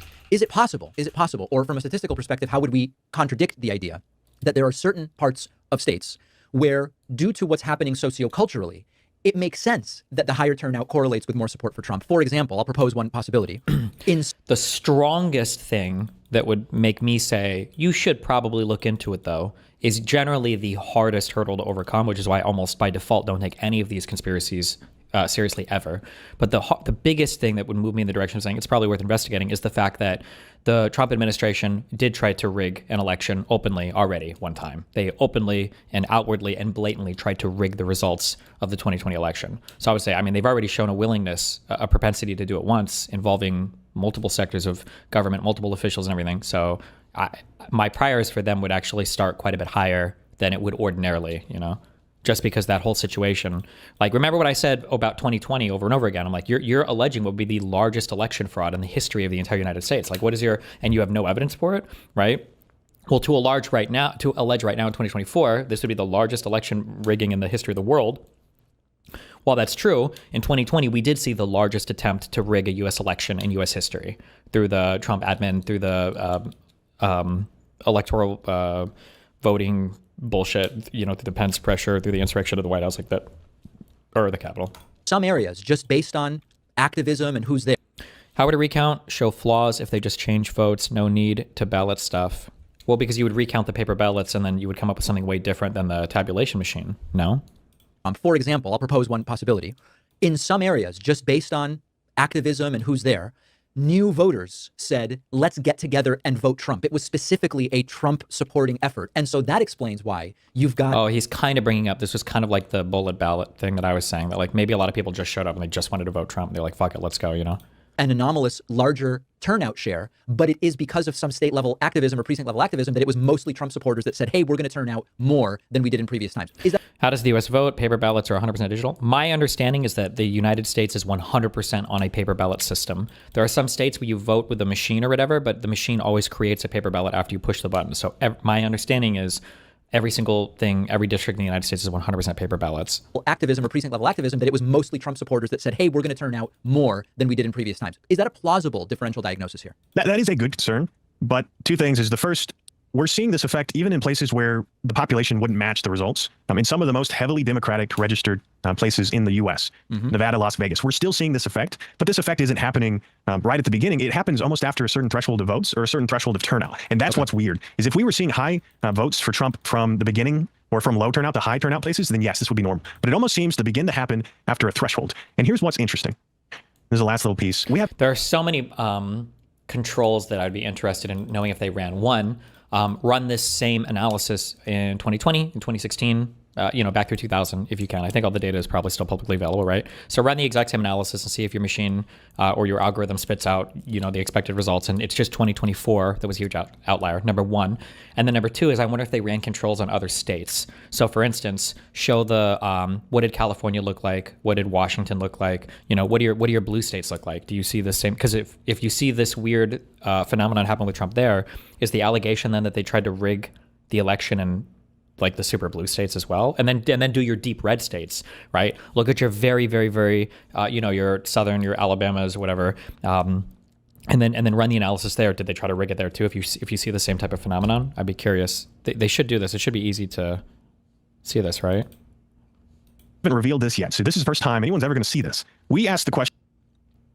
He gave an example of California. Was that an actual analysis they did, or did they just draw it? I don't know if that was like a for real. Oh, I guess no. I guess he did say that they did. Okay. I'm curious if they did it with all like the red states and the blue states.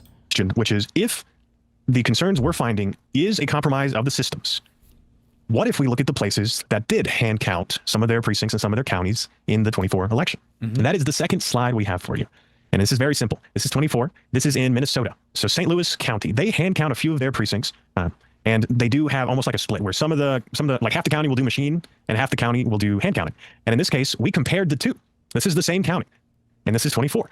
And we found that in the precincts that hand counted their results, Trump won this county overall, by the way, in this sense. He got more votes. I think he got a little closer to 55% of the votes in this county. We found that in precincts that hand counted their results, Trump was receiving, on average, around 40% of the vote. So this is a good control, kind of. This is interesting. One more thing I would say, sorry, you can lie so many different ways with data. You have to be so careful. Another thing I would say is you need to be very, very, very careful with heat maps. I'm sure on the website, hopefully, that they show the actual data. It would be nice if you could click between, like, just show me the different data points as well, just so I can click between and watch to make sure that we're seeing, something real and not like an artifact of creating a heat map. Remember, a heat map is an abstraction that is creating something new from the underlying data, but there are ways that heat maps could create something misleading or false, right?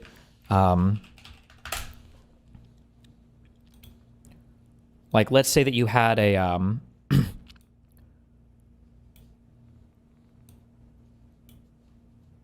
like, let's say that you had like a person's face, and you like really, really, really wanted to do a whole analysis on Jeffrey Epstein, on where he like to come on people's faces or whatever, right? And you draw like a fucking heat map, and it ends up like looking like, this or some bullshit. And you're like, wow, he really like to fucking right on the nose. That's really where he fucking came every fucking time or whatever. But you might find out that because he hates himself on the inside for being Jewish so much, and he only comes on Jewish people's faces, maybe he actually never comes on the nose ever. He actually avoids that spot very specifically all the time. And so all of it actually looks like these are all those little cum shots, right? Well, in that case, if you were to draw a heat map of this, you might get a heat map that actually centers on the nose. But the heat map, that's I don't know if it's accurate to call it an artifact, but your heat map here is showing something that's not actually real. The way that it's aggregating your underlying data, you're losing that information you're drawing heat map around. I think it's not actually real. I don't know if that could be happening here. That's why it's good to see like the discrete data points as well to figure out like, am I kind of like when people draw like the wackiest R squared, and then when you look at the data, you're like, whoa, what the fuck is this? It looks like a blizzard. But yeah, but hopefully they would show all of this, I think, on their website, In precincts that they machine counted using these tabulation systems that were... That's not how a heat map works, though. It would be blue in the center in this example. You have no idea how it works because you don't know the granularity of the heat map. You have no clue. You don't know if that's true. It wouldn't necessarily be empty in the middle. It really just depends on how you build out the heat map, right? It could be like nothing in the middle, but like the way that this heat map works is there are areas of red here that don't represent real data points, right? It's not like I could fill in all of this with real data points. There are places within this map that aren't real, right? It's an abstraction of your underlying data. Flagging is a concern. Trump got 7% more of the vote consistently across all of those precincts. That put him above the 50% margin. And statistically speaking, this does not look like a free and fair result. It actually exhibits effects of potential switching of votes for the machine. Now, again, differential diagnosis, playing devil's advocate. Yeah. Is it possible that there are reasons that correlate with Trump voting, why Trump voting precincts would be more likely to machine count than hand count, right? Because we've got to back that out in order to be able to make the claim. Yeah. Destiny, by the way, don't run with the bullet ballot claims. It originated from Stephen Spoonamore, what a name, who misread the data and then eventually retracted his claims. Here's a Redditor proving how he miscalculated when to... Oh, so maybe the bullet ballot meme was a meme. Okay. Precincts would be more likely to machine count than hand count, right? Because we've got to back that out in order to be able to make the claim. Yeah, that's a good point. That's something you would be able to identify as you dive a little bit deeper into historical representations, which we will be releasing as we go forward, as we actually have the same data. Another example is the heat map of COVID cases at the market from the root squared debate. Yeah, that's where I got a better understanding of the how heat maps could be misleading when you looked at the actual underlying data for that. Yeah, Dive a little bit deeper into historical representations, which we will be releasing as we go forward, as we actually have the same data, multiple elections going in the past.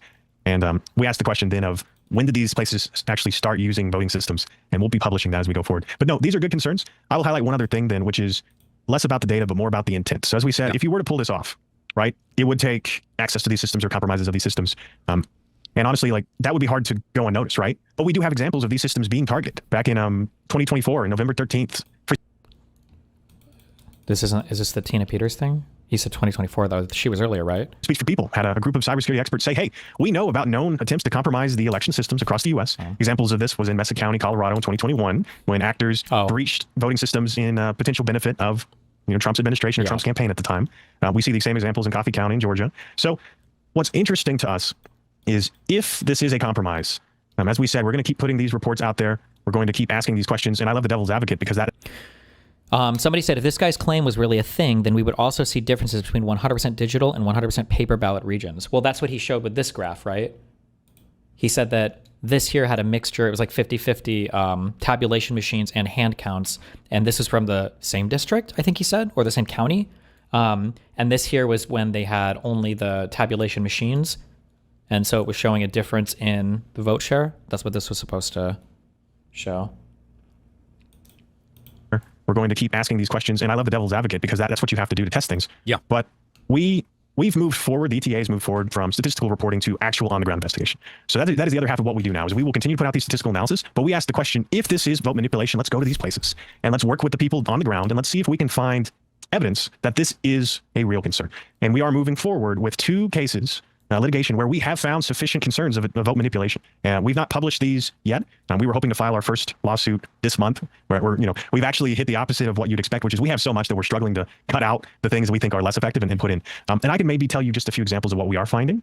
Well, what I would rather do is just there were a couple things I wanted to ask about. And Fuck. That was the most important part. So what he's saying, so he is doing the connection here. Which is good, which is that the statistics can only tell us so much. That, like, this is what I said before. It's like, yeah, I can point to an interesting, theory or hypothesis, but you have to like connect this now. And now he says that's what they're doing. Now they're doing on-the-ground investigations to find this. Now it would be interesting. The next part that he's saying, that's the most important part, is like, have you found anything that demonstrates this? Because there were, I don't think anybody proved voter fraud, but there were multiple instances of unauthorized access to voting machines.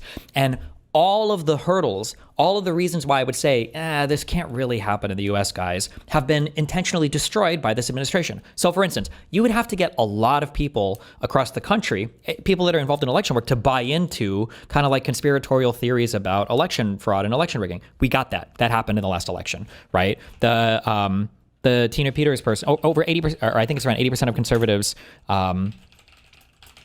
believed that the 2020 election was rigged, right? You saw... Good. Well, so what I'm saying is... Even in her... I always fuck this up. Is it the allocution where you're supposed to say... She was already convicted. She was already guilty. The Tina Peters lady who let in, I think a couple of... Was it Elon Dick Sucks into some election office to copy...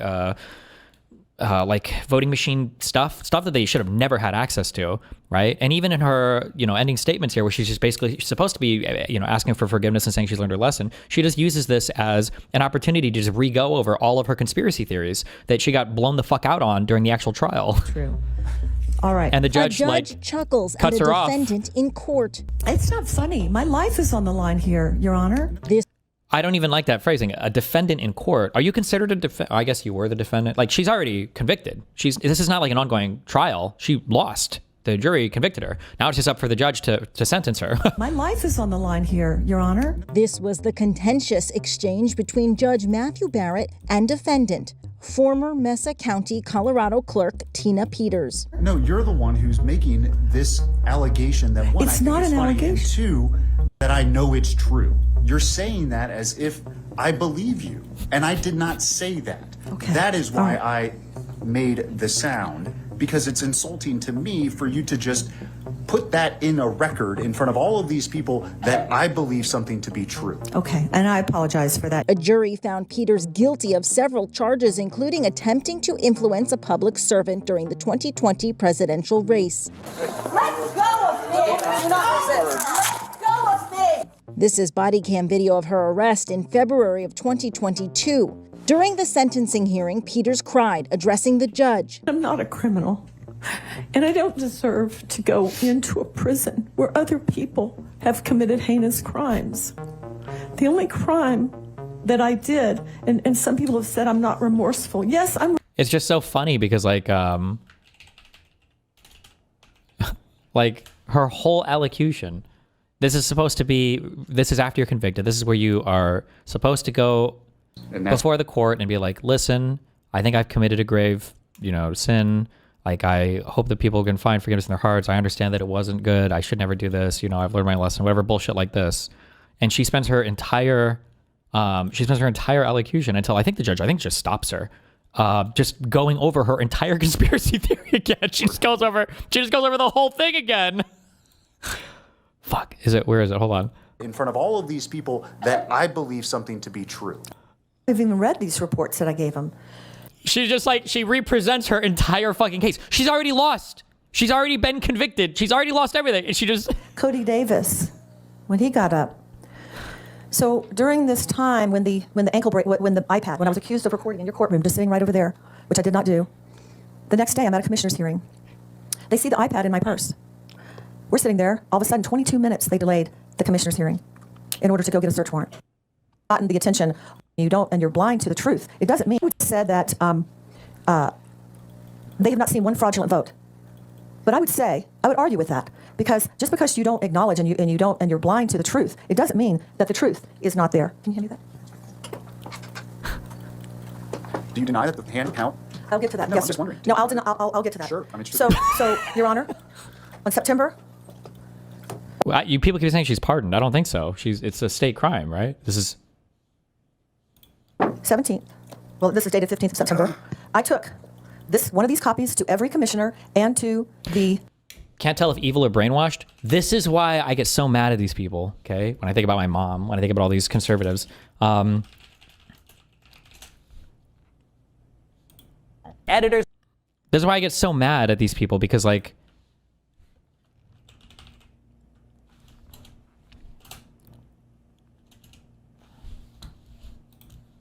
A riot shield and they bashed in the window. You can watch it on video. Really? How much you want to bet? You want to bet $5,000 right now? The first guy into the Capitol was let in by a police officer. You want to bet $5,000 on that right now? That the first person in wasn't charged with a crime, isn't on video, bashing the window in with a riot shield that he stole from a cop? Exactly. That's why. Because you don't have any money left to lose. Okay? No, it's bullshit. The first people that broke the first. He doesn't take this bet because he knows I'm right. He knows I'm right, but he's arguing the opposite point. First person in. It's actually really funny because if you call me, I was actually technically incorrect. The person who bashed the window in was a Proud Boy, Dominic Pizzolo or whatever, but there was a guy that jumped in after he bashed it. I think he came in after on a very, very technical thing. He actually would have won that bet. But my point still stands, right? The people through all three lines, the outside barricade, the inside barricade, and then breaking into the window, were all Proud Boys. But the reason why he doesn't take this bet is because he knows he's fucking lying, because it's all a fucking game to these people. This lady right here is one of the people who get brainwashed. She doesn't know that it's a lie. She thinks it's real. When she hears people like Owen Schroyer talking about this, she's going to come before a judge and she's going to argue this because she's literally willing to put her life on the line because she thinks all of this shit was real, that the election of 2020 was rigged, and she's doing her like patriotic duty. This is the difference, and it's why it's so fucking irritating to me to see this brainwashing happening. The 15th of September, I took one of these copies to every commissioner and to the DA. They did nothing.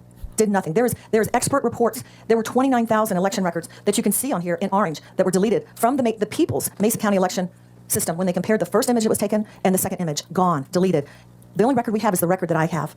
So you wonder why when Scott McGinnis says that there's never been any fraudulent vote found. It's because they replaced the machines. They took the evidence out of Mesa County Dominion voting system and put new machines. And you know what I told the candidates that year? I said, they were running, a lot of good candidates were running for school board. I said, you don't have to worry about this election. They are not going to cheat during this election. So all that hand counting, all that stuff, I knew they weren't going to cheat. But we have the evidence that they did. Here's the other thing. February 28th, 2022, brought another report. You know what this report showed? There were 36 wireless devices. So when you hear Dr. Frank talk about wireless devices in these machines, they're there. As a matter of fact, now they admit that there's wireless devices. And Matt Crane with the Colorado County Clerks Association and the Secretary of State just says, well, just turn them off. I was never taught, none of the other clerks, I'm sure Dallas Schroeder can testify, were never told to turn off force decree. Report number 3, when that ballot goes in, they say, well, we'll just count the images. Don't worry about adjudication difference. They don't know. This is irrelevant. I'm going to move along. Votes, sorry? I'm not going to let you okay, go that's on fine. about things that are completely irrelevant to the sense. This is irrelevant. No, it's not. I've let you go on enough about this, but the votes are the votes. You still didn't answer the question. If this is my ballot and I put it in the machine, whatever it tabulates is whatever it tabulates. No, it doesn't. It changes. You're not letting me finish. Okay, whatever it tabulates is whatever it tabulates. My hand vote, my ballot remains the same. They counted those ballots. Did they not? I understand what you're saying, Your Honor. Did they count the ballots? No, the ballot images were changed, and that's what the total shows. the ballot images? What about the ballots, right? She won't even answer the question. Okay, I'll move off of this because I can see that I would encourage to read the report. Oh, also the idea of like shitting on the judge so hard who like holds your life in his hand. This is the guy who's going to make the determination for how long you're going into jail for. You're going to prison based on what this guy feels about you. And it's like, you know what? Dipshit, Judge Barrett, or should I say Judge Dumbfuck? How about you read the report and then, get back to me in your free time? Were changed, and that's what the total shows. Okay, I'll move off of this because I can see that I would encourage to read. I'm sorry, this is so fucking funny. I've read them, ma'am. You've read all of them? I've read those reports. They were given to me at some point, I believe. Good. Well, so you know what I'm saying is true. All right, let me move on. It's not funny. My life is on the line here, Your Honor. No, you're the one who's making this allegation that It's not an allegation. Two, that I know is true. You're saying that as if I believe you, and I did not say that. Okay. That is why I made the sound, because it's insulting to me for you to just put that in a record in front of all of these people that I believe something to be true. Okay, and I apologize for that, Your Honor. That wasn't my intent. I do apologize for that. It gets a little fiery when your life is on the line, and I apologize. But I told the candidates they didn't have anything to fear because they had brand new machines that they'd taken out the bad ones, as the clerk alluded to. The truth does matter. The fact that Joel Wood lied about his part in this is unforgivable. Cody Davis calling me a sacrificial lamb, and then what happened next? And we'll show that in just a moment. But Matt Crane's wife has worked for the voting system for 2 decades. Did you know that? Voting machines, there's a reason. But these are 50 letters here from people that say I'm honest, plus the 5 that are in the pre-sentence investigation. I'll appreciate it. Problems that 5. I was in 2 rear-end collisions in 84 and 2010. It was pretty severe. I was diagnosed with fibromyalgia. I don't know if you can zoom in a little bit. Oh, God. And chronic fatigue as a result. And I had to stop working for the airlines in 1995. She even has the meme diseases. It's the constellation. Holy shit. I was in bed all day. I couldn't sleep. I couldn't control these symptoms until I got... Tina uses a variety of natural products and assistive devices to help control her symptoms. Believe it or not, a magnetic mattress of which I still sleep on. A magnetic mattress? Oh my God. Magnets. Magnetherapy. I will not have that at the Department of Corrections. Also, I had lung cancer and had surgery in 2016, 1 year before I ran for office and 1 year before my son died. They took out 1/3 of my right lung, and as a result, I get short of breath. So I can't do a lot of strenuous physical activity. Okay. My first attorneys asked me to take a polygraph as to why I created an image of the Mesa County server. And I said it was to preserve election records. And the polygraph showed that's true. Page 2. I know it's inadmissible. We're not in court right now. We're at my sentencing. Thank you for that. Keep going. I know it's inadmissible. We're not in... Wait. If you've never been through a polygraph... Was that her own attorney saying this is inadmissible? Who whispered that to her? Hold on. It's a pretty strenuous test. Keep going. I know it's inadmissible. We're not in court right now. We're at my sentencing. Thank you for that, DA. Were you truthful? Wait, stop. Go down. Thank you for that. Who did she say? Thank you for that, DA? Or for that, DA. Thank you for that, DA. Oh, the prosecutor. Truthful. Wait, stop. Go down. Were you truthful? Keep going, please. Were you truthful when you told me you had the voting equipment data imaged because of obligation to preserve unaltered data? Answer, yes. Were you... This is my wrist. Yes, Main Street Nagels. This is a picture of my left wrist, which happened when the officer who arrested me on February 8th, 2022 made the... Oh, wait, was that who she gave it to? The My Pillow guy? The Mike Lindell dude? God, fuck. There's just so much... I'm sorry. There is a plethora... There should be like an extra year in law school you can take just reading all the court cases related to this fucking insanity on all these people, on all the Dominion case is so fun. The opening they have against the Mike Lindell guy, that dude's life, the Russian spy prostitute, everything else, it just looks, there's so much crazy shit around all these insane fucking people that were involved in like all the Trump communities and election shit. The handcuffs too tight. And they also accused me of kicking a cop, which I didn't do because when they put the cuffs on too tight, they pulled me sideways on my left wrist and my right leg came up. And I've done this with numerous people to show them exactly how that's possible. And I'm going to just show you now. Look, watch this, guys. Just when I think that's funny. Somebody laughed. Did you hear that back there? I didn't. Okay. They laughed at me. They're laughing because I'm...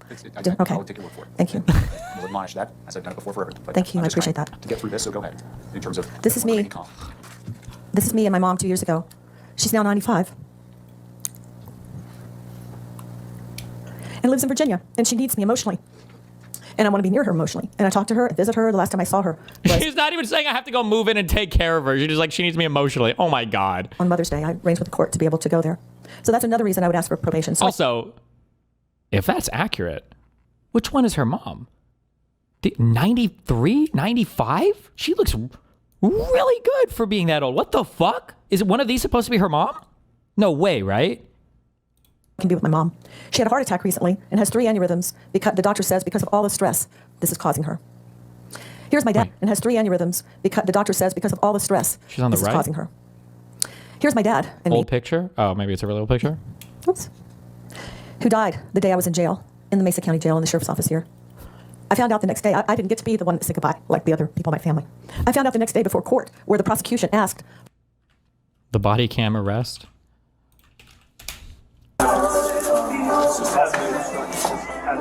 We have a search warrant for an iPad and a passport. Okay. You're going to be searched by some officer.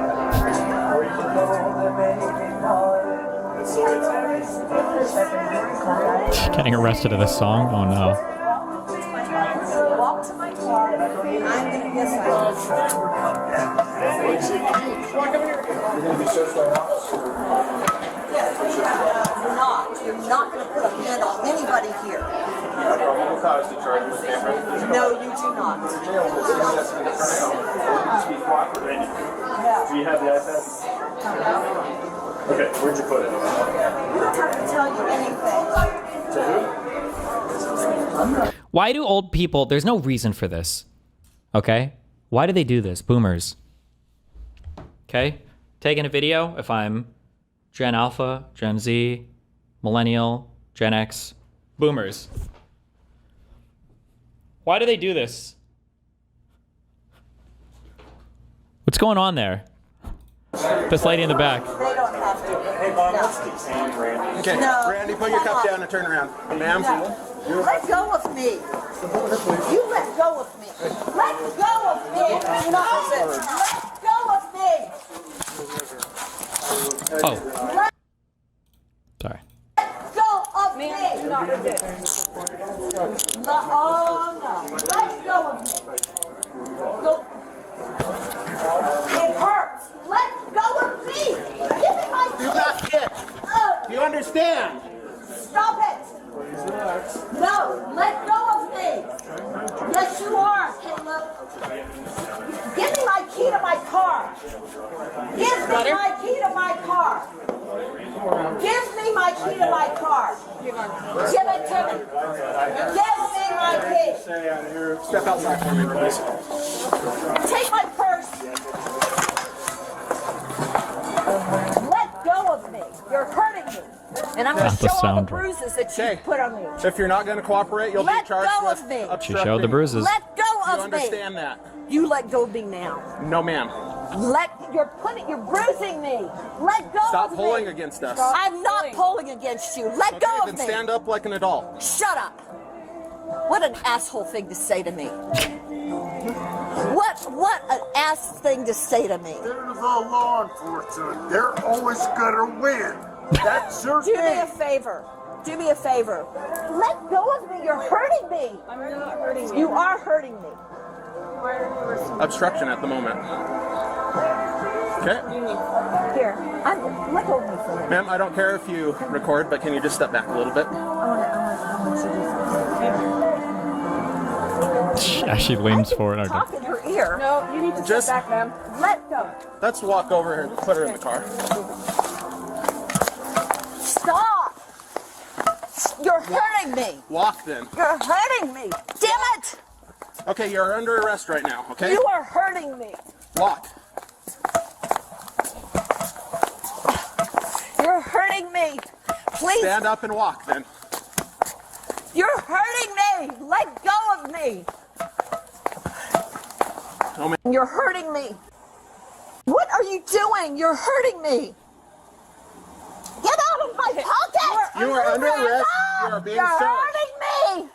Stay back. Back up. Unless you want to be detained too, back up. I don't care if you record, just back up. Stand up straight, ma'am. Something in my car? What's she saying? I can't read lips. I suck at this. Me.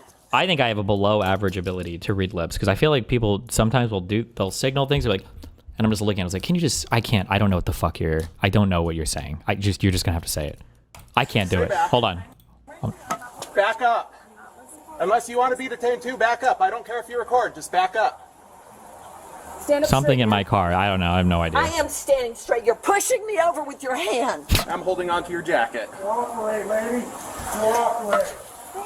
What are you talking about?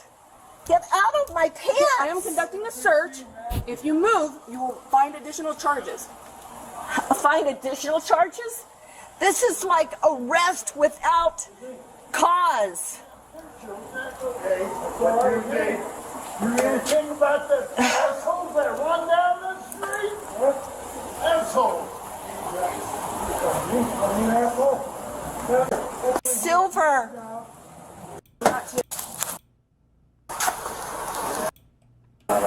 Okay.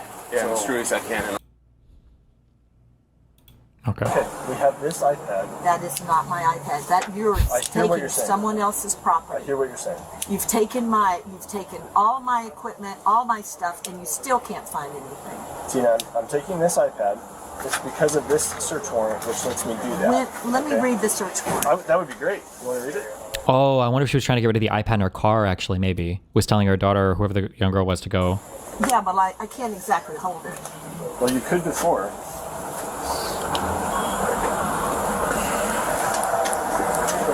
And you can hold this, remove these handcuffs, and you start doing the same thing that you were doing before. I was trying to tell them they were hurting me. I will have. Out up on the sidewalk. Can you come take a picture of my hands? It'd be a lot easier if you could read this without an audience. No. I think you've broken my hand. Would you like to read this? And would you like an Oh my god. Okay, sorry. Anyway. For $500,000 cash, that time was influencing a public servant. Is that really that bad that it deserves me to be incarcerated? I was able to get. They moved him out of the VA living facility safely, even after he got sick. And 20 of these people to Yuba City and ruined my life. And I ask you, but I did not do it. I did not do it, Your Honor, to disrespect the court or the law. 5 to 10, so I'll reconvene before the noon hour, certainly probably closer to 11:15. Sorry. This is my only anti-Trump porn that I get to watch. Very seldom is justice served in this country against these lunatics. Day for sentencing in Ms. Peters' case. Before I get into my comments, I'll enter judgment of conviction consistent with the jury's verdicts as to counts 1, 2, 4, 6, 8, 9, and 10. Why didn't Trump pardon her? These are state charges. As it relates to fines, fees, and costs, a $2,000 fine will be ordered as to counts 1, 2, 4, 6. As to counts 8. The maximum and the right judgments of conviction. If you wish to do that, you need to do it within 4 or vacate it. I'm required to inform you that the time I actually impose, or that may be imposed, is not the amount of time you are likely to serve. It can be, and very likely will be, reduced by your accrual of good time and earned time credits within the department. I want to circle back to the request from earlier to motion that involved the defendant in a case. When looking at such a violation, the court looks at that type of evidence with through the lens of a defense attorney, not through a prosecutor, such that it's not the prosecutor's job to determine which state? Colorado, right? It is well settled that for the purposes of discovery, evidence that could be used to impeach a witness, purposes are statutory, and they include, but are not limited to, promoting the acceptance of reality. For those of you who may have been here earlier this morning and seen some of the folks who've occupied that chair before Ms. Peters, there could be not much in the way of a comparison in terms of the type of sympathy one would extend to Ms. Peters. Those folks didn't have 4 lawyers representing them. They didn't have a team of assistants helping them. They're not getting rides in private jets all over the country. The people who sit in that chair suffer, generally speaking, immeasurable trauma in life, struggle mightily with alcohol abuse, substance abuse, mental health struggles, family loss. They come from broken homes. The cards they were dealt were never the cards that you were dealt, Ms. Peters. So when I hear you discuss your husband, who sadly passed away recently, your family struggles, and your son, who served our country admirably and made the ultimate sacrifice, I consider it. And I know, too, that he honored his oath to the country, something that is not lost on me when considering the circumstances under which you find yourself here. Your age, limited criminal history, and the like are certainly somewhat mitigating. Your ties to the community are what they are, but your reputation at this point is poor because of what you've done here and after. Your lies are well documented, and these convictions are serious. I'm convinced you would do it all over again if you could. You're as defiant as a defendant as this court has ever seen. You don't have those histories of drug and alcohol abuse. There's no lifetime of trauma, not even close to the type of mitigating circumstances I would see from many folks who sit in that chair. No, to the contrary, Ms. Peters, you are a privileged person. You are as privileged as they come. And you use that privilege to obtain power, a following, and fame. And to be sure, there's no doubt in my mind that that is exactly what you wanted, and it defies all sense of common sense to believe when you suggested to me a few moments ago that you didn't want this attention. No, you crave it, ma'am. And there is no one in this courtroom who would consider that to be anything other than the absolute truth. But to get to the point of what it is that you did here, it's my impression distinctly that you never took your job of clerking particularly seriously. You didn't complete the certification. One scandal after another followed you in your time as the clerk. And ultimately, it was a belief that the echo chamber in which you live couldn't be wrong, among other things, that led you to do what you did here. This thought process, unfortunately, seems to consume so many in our country, regardless of race, gender, political affiliation, or the like, that what it is we hear and think can't possibly be wrong. There are many things in my mind that are crystal clear about this case. You are no hero, you abused your position, and you're a charlatan who used and is still using your prior position in office to peddle a snake oil that's been proven to be junk time and time again. In your world, it's all about you. But at bottom, this case was about your corrupt conduct and how no one is above the law. No one in this country has absolute power. Your position as a clerk and recorder, a constitutional position, does not provide you with a means by which to do your own investigation, to not listen to the judiciary, to not listen to the executives higher than you, to not listen to the legislature who sets the law as it may be. This is nonsense. Our system of government can't function when people in government think that somehow, some way, the power they've been given is absolute in all respects. And that's where you fell. You have no respect for the checks and balances of government. You have no respect for this court. You have no respect for law enforcement. And you do not have respect for your fellow colleagues when you were a clerk and recorder who weren't lockstep in your beliefs. Okay, done with this.